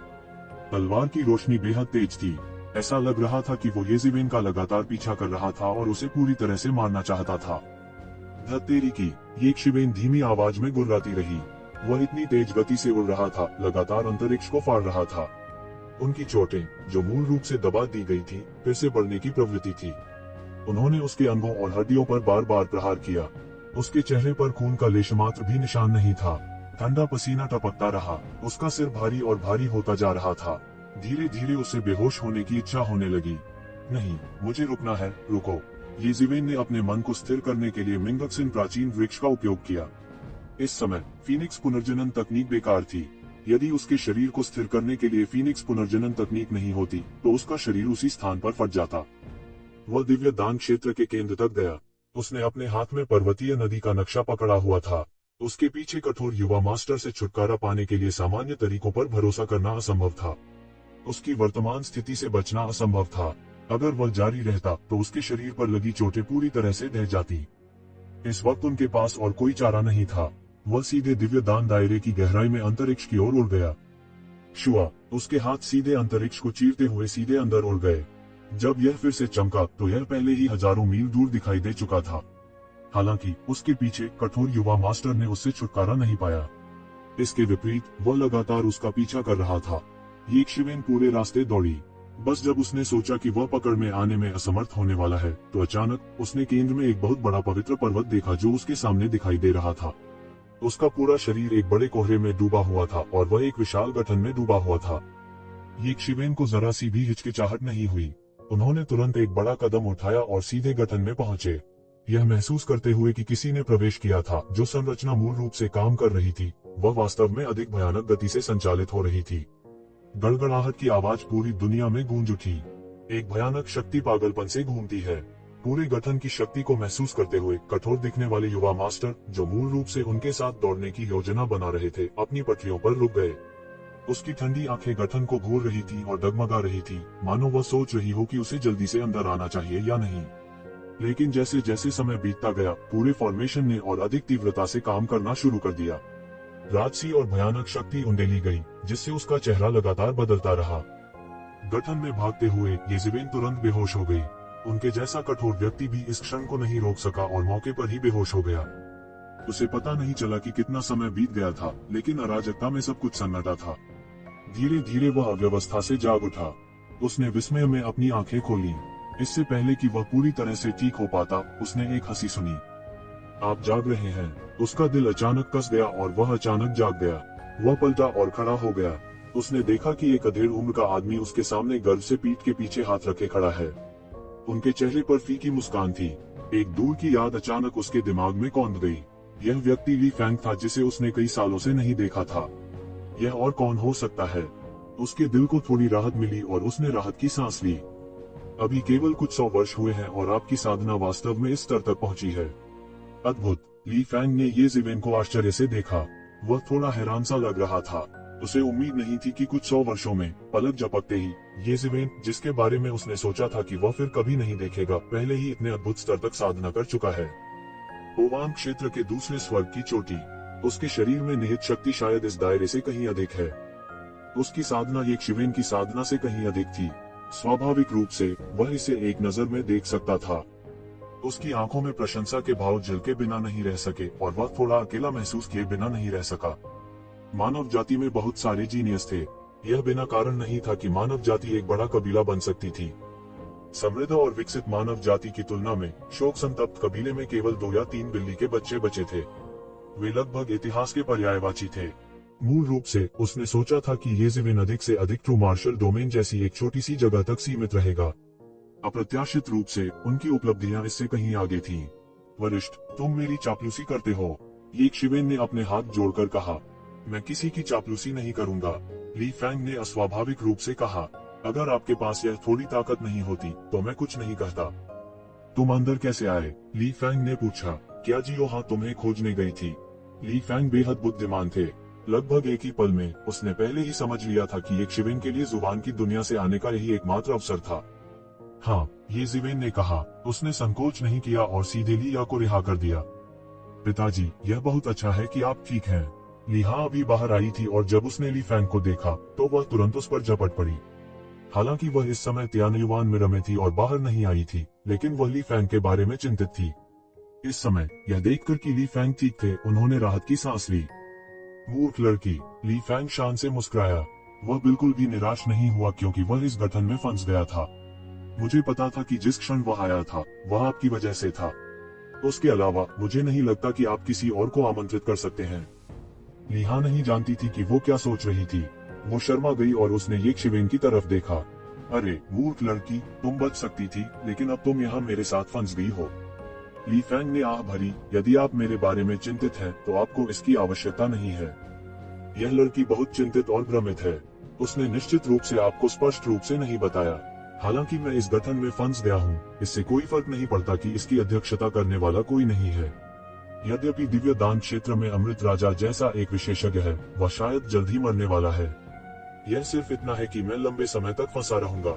जब मेरी साधना में सुधार होगा तो मैं स्वाभाविक रूप से संरचना को तोड़ने और बच निकलने में सक्षम हो जाऊंगा। लिटिल हाँ भी बहुत फिल्मी है, येज़ेबेल ने मुस्कुराते हुए कहा। फिर उसने ली फैंग को अमृत राजा के आत्मविनाश के बारे में बताया। आह, एक पीढ़ी का एक अद्वितीय विशेषज्ञ अब गिर गया है। ली फैंग ने आह भरी। हालांकि दोनों पक्ष दुश्मन थे, इस समय वह अभी भी एक खरगोश की मौत के लिए सहानुभूति की भावना महसूस कर रहा था। तो तुम अमृत राजा के आत्मविनाश से गंभीर रूप से घायल हो गए। यह सामान्य है। येज़ेबेल ने दिव्य अमृत की बात का उल्लेख नहीं किया। हालांकि उनका मानना कि ली फैंग की बुद्धिमत्ता से उन्होंने पहले ही इसका अनुमान लगा लिया था। दोनों पक्षों में इसका उल्लेख न करने की मौन सहमति थी। हालांकि दोनों के बीच संबंध उतने बुरे नहीं थे, उतने अच्छे भी नहीं थे। यह केवल लिया के रिश्ते के कारण था। अतीत में वे इतने वर्षों तक एक दूसरे से लड़ते रहे थे। हालांकि वे अलग अलग जातियों के थे, फिर भी उनके दिलों में कोई द्वेष कैसे नहीं हो सकता था। मैं मूल रूप से अकेला था। अगर मैं बाहर भागना चाहता था तो मुझे और अधिक प्रयास करने की आवश्यकता होगी। हालांकि आपके साथ यह ठीक है, यदि आप और मैं एक साथ काम करते हैं तो हमें कुछ वर्षों में बाहर निकलने में सक्षम होना चाहिए। ली फैंग ने कहा, आप पहले अपनी चोटों को ठीक करें, इस समय का लाभ उठाएं। मैं लिटिलिया की खेती को मिथक के दायरे में ले जाऊंगा। क्या आपने वह अमृत प्राप्त कर लिया है? ये ज़िवेन ने पूछा। यह छोटी लड़की वास्तव में आपको सब कुछ बताती है। मैंने वास्तव में इसे प्राप्त कर लिया है। यह हमारी जाति का शरीर है। इस चरण के बाद सब कुछ सुचारू रूप से चल रहा होगा। मुझे अपने जीवन में बहुत देर हो चुकी है, तो यह है। मैं और कुछ नहीं मांगता। हालांकि लिटिलिया ने अभी शुरुआत की है, मुझे आशा है कि वह और सुधार कर सकती है और भविष्य में हमारी दौड़ को पुनर्जीवित कर सकती है। ली फैंग ने कुछ भी नहीं छिपाया और कहा। ये ज़िवेन ने आह भरी। मानव जाति और मूल निवासी कबीले के बीच कई वर्षों तक शिकायतें चली। कोई सही या गलत नहीं होता, यह सब अस्तित्व के लिए था। चूंकि ली फैंग ने ऐसा कहा था, ये ज़िवेन ने संकोच नहीं किया। वह सीधे बैठ गया और अपनी चोटों को ठीक करने के लिए फीनिक्स रीजनरेशन तकनीक का संचालन करने लगा। इस बार वह गंभीर रूप से घायल हो गया था और फिर वह उस सख्त युवा मास्टर द्वारा पीछा किए जाने के बाद अधमरा हो गया था। उसका भौतिक शरीर लगभग ढह गया। बाघ के मुंह से खाना छीनने का इस तरह का व्यवहार एक बार ही काफी था। अगली बार उसे बहुत सावधान रहना चाहिए। हालांकि रात में घास के बिना घोड़ा मोटा नहीं होगा। अगर ऐसा कई बार नहीं होता तो वह इतनी जल्दी कैसे सुधर सकता था? उनके दिव्य विचारों ने त्यानुयुवान दर्पण में प्रवेश किया और देखा कि त्यानुयुवान दर्पण में मानव आकार का अमृत सीधे हवा में तैर रहा था। लगातार सभी दिशाओं में अमृत ऊर्जा उगल रहा था। त्यानुयुवान दर्पण के अंदर की दुनिया को लगभग एक नए दिव्य दान दायरे में प्रस्तुत कर रहा था। त्यानुयुवान मिरर के आकाश में कानून के तावीजों से संघनित एक श्रृंखला सीधे बाहर फैली हुई थी, जो इसे भागने से रोकने के लिए मानव आकार के अमृत को बंद कर देती थी। भले ही यह पहले ही गिर चुका हो, फिर भी इसे कम करके नहीं आंका जाना चाहिए। यह पहली बार था जब ज़िवेन ने अंधेरे के भगवान के भौतिक शरीर के अलावा किसी देवता की लाश को सही मायने में कैद किया था। इसके अलावा यह अंधेरे के भगवान से अलग था। ये ज़िवेन अंधेरे के भगवान के लिए कुछ नहीं कर सकते थे, लेकिन जब तक इस अमृत का थोड़ा सा हिस्सा था, यह उनके लिए एक बड़ा लाभ होगा। उसने सीधे अपना मुंह खोला और मानव आकार के अमृत से कुछ अमृत ऊर्जा सीधे विशाल आकाश को पार कर गई, जिससे एक विशाल नदी बन गई। एक सांस में यह सब एक ज़िवेन के शरीर में समा गया। उनका भौतिक शरीर, जो मूल रूप से पतन के कगार पर था, वास्तव में नग्न आंखों से दिखाई देने वाली गति से ठीक हो रहा था। यह दक्षता फीनिक्स पुनर्जनन तकनीक से भी बेहतर थी। यह अमृत वास्तव में अद्भुत था।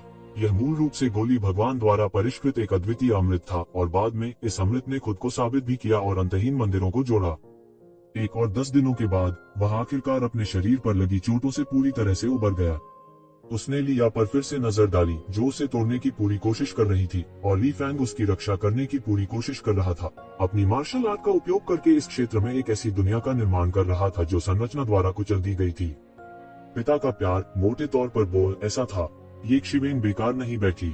यह पुष्टि करने के बाद कि लिया थोड़ी देर के लिए बाहर नहीं आएगी, उसने बस बंद कमरे में प्रशिक्षण की स्थिति में प्रवेश किया और पोवांग दायरे के तीसरे स्तर तक पहुंचना शुरू कर दिया। किंवदंती क्षेत्र में एक मास्टर से संबंधित उसके शरीर में बहुत अधिक रक्तसार था। भले ही वह 2 बार टूट चुका था, फिर भी उसने पूरी तरह से इसका सेवन नहीं किया।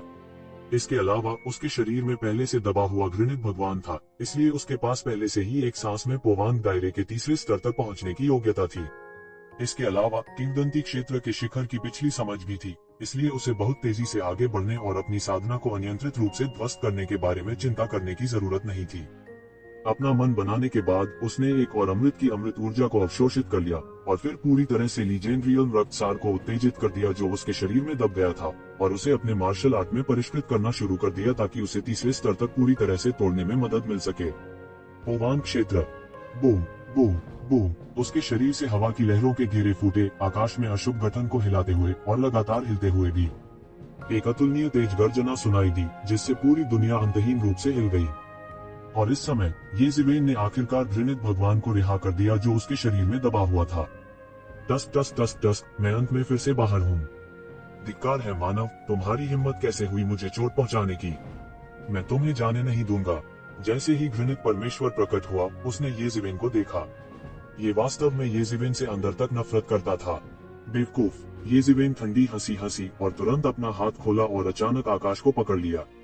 घृणित परमेश्वर जो अभी प्रकट हुआ था तुरंत उसके हाथ में पकड़ा गया, और फिर घृणा करने वाले परमेश्वर के कुछ भी कहने की प्रतीक्षा किए बिना उसने सीधे अपना मुंह खोला और घृणित परमेश्वर को निगल लिया। बूम। येज़िवेन के शरीर के अंदर मांस तुरंत चकनाचूर हो गया और इसे एक शक्तिशाली और भयानक शक्ति द्वारा जबरन उड़ा दिया गया। मुझे निगलना चाहते हो, इसके बारे में सोचो भी मत। घृणित भगवान की ढीठ हंसी सुनाई दी। नाकाबंदी करना, इससे पहले कि मांस पाउडर में बदल जाए, येज़िवेन चिल्लाया और सील शब्द उसके मांस को ढकते हुए आकाश से उतरा। मांस जो फटने ही वाला था उसे तुरंत सील कर दिया गया और वह फिर से ठीक होने लगा। थोड़ा थोड़ा करके येज़िवेन एक टूटे हुए चीनी मिट्टी की तरह थी जिसे वापस एक साथ चिपका दिया गया था। पूरा दृश्य बेहद अजीब लग रहा था, लेकिन जैसे जैसे उसने जबरन अपने मांस को थोड़ा थोड़ा करके पुनर्गठित किया, शक्ति भी उसके द्वारा लगातार परिष्कृत की गई और उसकी ताकत भी धीरे धीरे बढ़ती रही और वह पोवांग दायरे के तीसरे स्तर तक पहुंच गया अपनी पूरी ताकत के साथ। बूम बूम बूम, येज़िवेन के शरीर के हिस्से समय समय पर फटते रहे और हवा के झोंके सीधे बाहर निकलते रहे, लेकिन उनकी अभिव्यक्ति बेहद शांत थी और वह चुपचाप सफलता के दिन का इंतजार कर रहे थे। समय एक सफेद घोड़े की तरह उड़ गया और इसे पकड़ना असंभव था। पलक झपकते ही 7 साल पलक झपकते ही बीत गए। ये शीवेन को पता ही नहीं चला कि कितना समय बीत गया। वह केवल इतना जानता था कि वह लगातार अभ्यास कर रहा था, अभ्यास कर रहा था और अभ्यास कर रहा था। वह अभ्यास करने के लिए हर मिनट और हर सेकंड का उपयोग कर रहा था। उसके पास विचलित होने का क्षण नहीं था, क्योंकि वह उस स्थिति में था जहां वह किसी भी समय विस्फोट कर सकता था।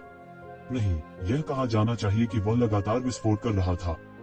हर बार जब उसका शरीर फटता था तो उसके द्वारा अवशोषित रक्तसार की मात्रा बढ़ जाती थी और वह मजबूत हो जाता था। हालांकि शर्तें पूरी हो चुकी थी, लेकिन उनकी आखिरी सफलता के कुछ ही समय हुए थे। इस बार यह थोड़ा मजबूर लग रहा था, इसलिए उसके लिए इसे तोड़ना विशेष रूप से कठिन था। उनके लिए उनके मन को स्थिर करने के लिए ज्ञानवर्धक मन प्राचीन वृक्ष था, इसलिए उनका मन नहीं थकेगा। साधारण लोगों को रुकना होगा क्योंकि उन्होंने अपनी मानसिक शक्ति का भरपूर उपभोग कर लिया था। हालांकि उसे ऐसी परेशानी नहीं होगी। इसके विपरीत वह बिना रुके लगातार एक उच्च क्षेत्र पर हमला कर सकता था। इसके अलावा उसे रुकने की जरूरत नहीं थी। उसने महसूस किया कि वह एक बाढ़ थी जो लगातार एक बांध से टकरा रही थी। उसके लगातार हो रहे कटाव से बांध टूटने की कगार पर था, मानो कभी भी गिर सकता है। हालांकि उसे नहीं पता था कि कितना समय हो गया था, लेकिन वह अभी भी बांध को नहीं तोड़ सका।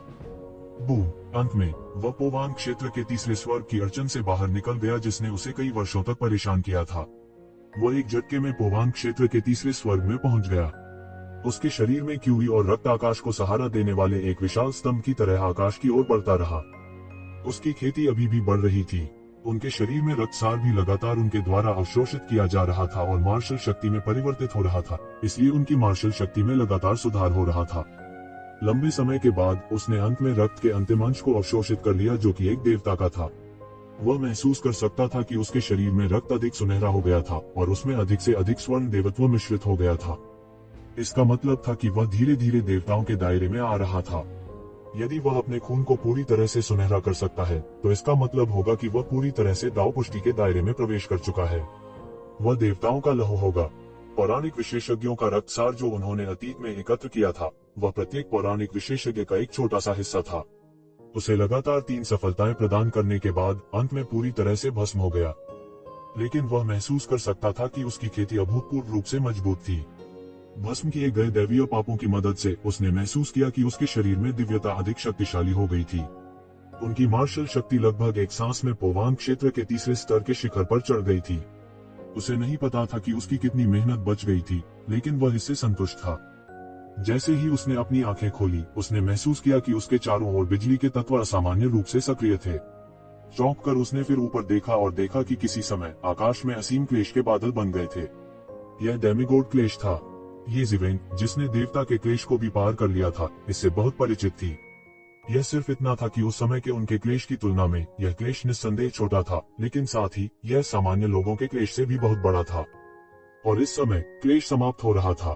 क्लेश की सीमा में एक सुंदर आकृति आकाश में लड़ रही थी। यह कोई और नहीं बल्कि लिया थी। लिया की चाल चलन सुंदर थी, जैसे दुनिया में कोई परी उतर रही हो, लेकिन वह हर बार क्लेश को तोड़ने में सक्षम थी। यह देवता क्लेश उसका कुछ नहीं बिगाड़ सका। वास्तव में येज़िवेन यह भी देख सकती थी कि वह अपने शरीर में पौराणिक विशेषज्ञों के रक्तसार को परिष्कृत करने के लिए क्लेश का उपयोग कर रही थी, साथ ही साथ दानव गोली की शक्ति जिसे येज़िवेन ने अपने शरीर में सील कर रखा था।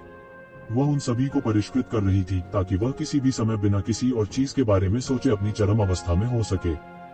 येज़िवेन ने स्पष्ट रूप से महसूस किया कि शक्तिशाली क्यूई और रक्त और क्लेश को पार करने की विधि स्पष्ट रूप से परिचित थी।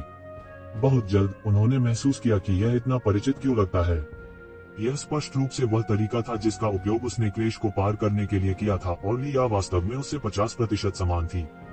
उसके मुंह के कोने मदद नहीं कर सकते थे, लेकिन एक हल्की मुस्कान प्रकट करते थे। यह लड़की। और क्लेश के किनारे पर ली फैंग अपने हाथों को उसकी पीठ के पीछे करके खड़ा हो गया। उनका लंबा और सीधा फिगर आसमान को भेदते हुए एक भाले की तरह था जो राजसी आभा बिखेर रहा था। उसकी पैनी निगाहें जो एक चील की तरह थी, हमेशा लिया पर थी, और शुरुआत से ही उसने उसे कभी नहीं छोड़ा था।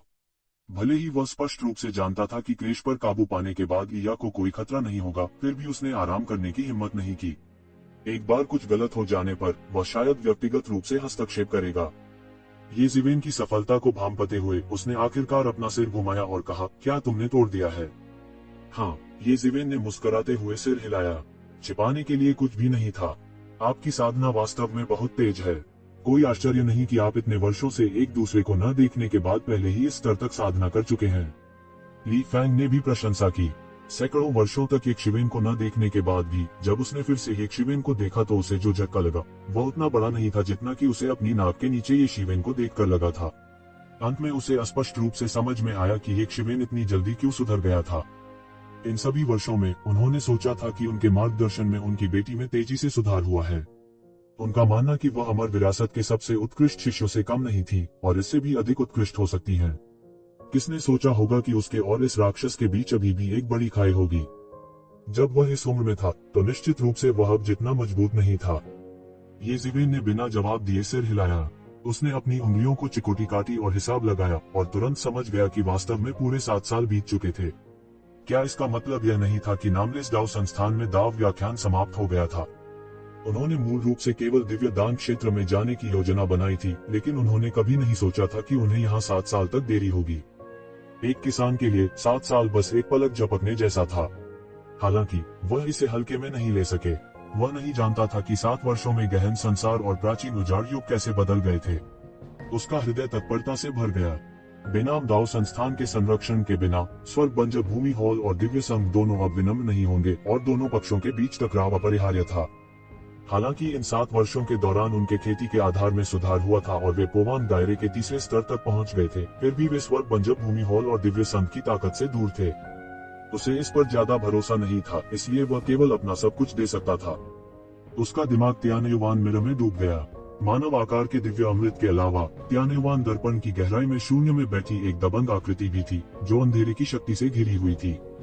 वह केवल यह उम्मीद कर सकता था कि ये मोह अंधेरे के भगवान के भौतिक शरीर को समय पर जब्त करने में सक्षम होगा। उस स्थिति में उसके पास अभी भी लड़ने की ताकत होगी। यदि वह वास्तव में ऐसा नहीं कर सका तो वह केवल बलपूर्वक दिव्य अमृत उगल सकता था और युद्ध कर सकता था। वह अंतिम उपाय होगा। सबसे पहले यह बर्बादी होगी। दूसरे, अपने खेती के आधार को देखते हुए वह शायद मौके पर ही फट जाएगा। हालांकि अगर वास्तव में ऐसा हुआ तो उन्हें डर था कि उनके पास कोई और विकल्प नहीं होगा। यह उनके लिए चुनाव करने का समय नहीं था। उसकी नजर एक बार फिर लिया पर पड़ी जो आकाश में संकट से गुजर रही थी। क्लेश धीरे धीरे अपने अंत की ओर आ रहा था और क्लेश की शक्ति कमजोर और कमजोर होती जा रही थी। लिया के लिए कोई खतरा पैदा करने में असमर्थ थी। बूम! अचानक लिया के शरीर पर आभा आकाश में उड़ गई और वह एक ही झटके में मृतकों के दायरे में आ गई। उसका शरीर हल्के ढंग से सुनहरे रेशमी धागों से लिपटा हुआ था, जो कि वह दिव्यता थी जिसे उसने संघनित किया था। पोवान क्षेत्र में प्रवेश करने के बाद वह रुकी नहीं। वह पोवान क्षेत्र के पहले स्तर के शिखर तक पहुंची। वह अभी भी लगातार टूट रही थी और आकाश में संकट के बादल पहले ही पूरी तरह से साफ हो चुके थे। धिक्कार है, वह एक ही बार में पोवान क्षेत्र के दूसरे स्तर में प्रवेश करने जा रही थी। वह उस समय मुझसे भी ज्यादा ताकतवर थी। यहाँ तक ये जिवेन को भी स्वीकार करना पड़ा कि वह लिया की प्रतिभा से हमेशा ईर्ष्या करता था। हालांकि यह यहीं तक सीमित था क्योंकि उसने बहुत से जीनियस देखे थे जो उससे कहीं अधिक प्रतिभाशाली थे। हालांकि अंत में वह वही था जिसे आखिरी हंसी आई थी। जियोया के शरीर में खून का साठ, क्या तुमने उसे उसके शरीर में सील कर दिया था? ली फैंग से पूछा। वह आसानी से अनुमान लगा सकता था कि यह शिवेन से संबंधित था। हाँ, ये जिवेन ने सिर हिलाया। इस बार लिया इतनी आसानी से पोवान क्षेत्र में प्रवेश करने में सक्षम थी। इन सभी वर्षों में ली फैंग द्वारा की गई तैयारियों के अलावा पोवान क्षेत्र के तीसरे स्तर पर एक मास्टर का रक्तसार जिसे ये जिवेन ने सील कर दिया था, उसके शरीर ने भी एक बड़ी भूमिका निभाई थी। ली फैंग ने कुछ भावनाओं के साथ ये जिवेन को देखा और अंत में एक आह भरी। हालांकि वह एक इंसान था, उसे यह स्वीकार करना पड़ा कि येज़िविन ने लिया के साथ अच्छा व्यवहार किया। यहाँ तक उसके पिता के रूप में भी वह इसमें कोई दोष नहीं निकाल सकता था। मृतक क्षेत्र में एक मास्टर का रक्तसार वो भी नहीं था जो सड़क के किनारे पाया जा सकता था। सामान्य लोगों के लिए इसे प्राप्त करना असंभव था। वास्तव में येज़िविन ही थी जो लिया को उस सीलबंद वर्जित क्षेत्र से बाहर ले आई थी। अन्यथा कौन जानता था कि उसे लिया को खोजने में कितना समय लगेगा। उसके दिल में रक्षा की रेखा थोड़ी ढीली हो गई थी। इस क्षण के बाद से उसने वास्तव में येज़िविन और लिया के बीच के रिश्ते को स्वीकार कर लिया था। पोवान क्षेत्र के पहले स्तर के शिखर पर पहुंचने के बाद लिया रुकी नहीं। उसने एक बार फिर पोवान क्षेत्र के दूसरे स्तर में सेंध लगाने की कोशिश की। इसके अलावा उसे लंबे समय तक इंतजार नहीं करना पड़ा। वह सीधे मौके पर ही पोवान क्षेत्र के दूसरे स्तर पर पहुंच गई। तभी उसने अपने शरीर में पोवान दायरे के तीसरे स्तर पर एक मास्टर के रक्तसार को बमुश्किल खत्म किया। उसने अपने शरीर पर आभा वापस ले ली। एक नजर से उसने देखा कि येज़िविन और ली फैंग उसे परिधि से देख रहे हैं। वह मदद नहीं कर सकती थी लेकिन तुरंत दौड़ पड़ी। यह देखकर कि लिया ने पोवान क्षेत्र में सफलतापूर्वक प्रवेश कर लिया है, ली फैंग ने आखिरकार राहत की सांस ली। फिर उन्होंने कहा, अब जबकि जियोया भी पोवान क्षेत्र में आ गया है, मैंने आखिरकार एक मामला सुलझा लिया है जो मुझे परेशान कर रहा है। चलो अब एक साथ काम करते हैं और सीधे बाहर निकल जाते हैं। आप कहां से तोड़ने की योजना बना रहे हैं? येज़िविन ने पूछा। मैं इन सभी वर्षों के लिए इस गठन का अध्ययन कर रहा हूं। मैंने इस गठन की गठन आग की खोज की है। हालांकि यह थोड़ा खतरनाक है। हम फॉर्मेशन आई से तभी निकल सकते हैं जब हम समय के अंत तक यहाँ फंसना नहीं चाहते हैं। ली फैंग ने येज़िविन की ओर देखा और मुस्कुराते हुए कहा कि यह मुस्कुराहट नहीं थी। जियो हाँ, और मैं ठीक है। हम यहाँ अकेले मर भी जाएं तो कोई बात नहीं। हालांकि क्या आप ऐसा कर सकते हैं? येज़िविन ने बिना किसी हिचकिचाहट के तुरंत सिर हिलाया और कहा, उस स्थिति में अब और देर न करें। चलो सीधे बाहर निकल जाते हैं।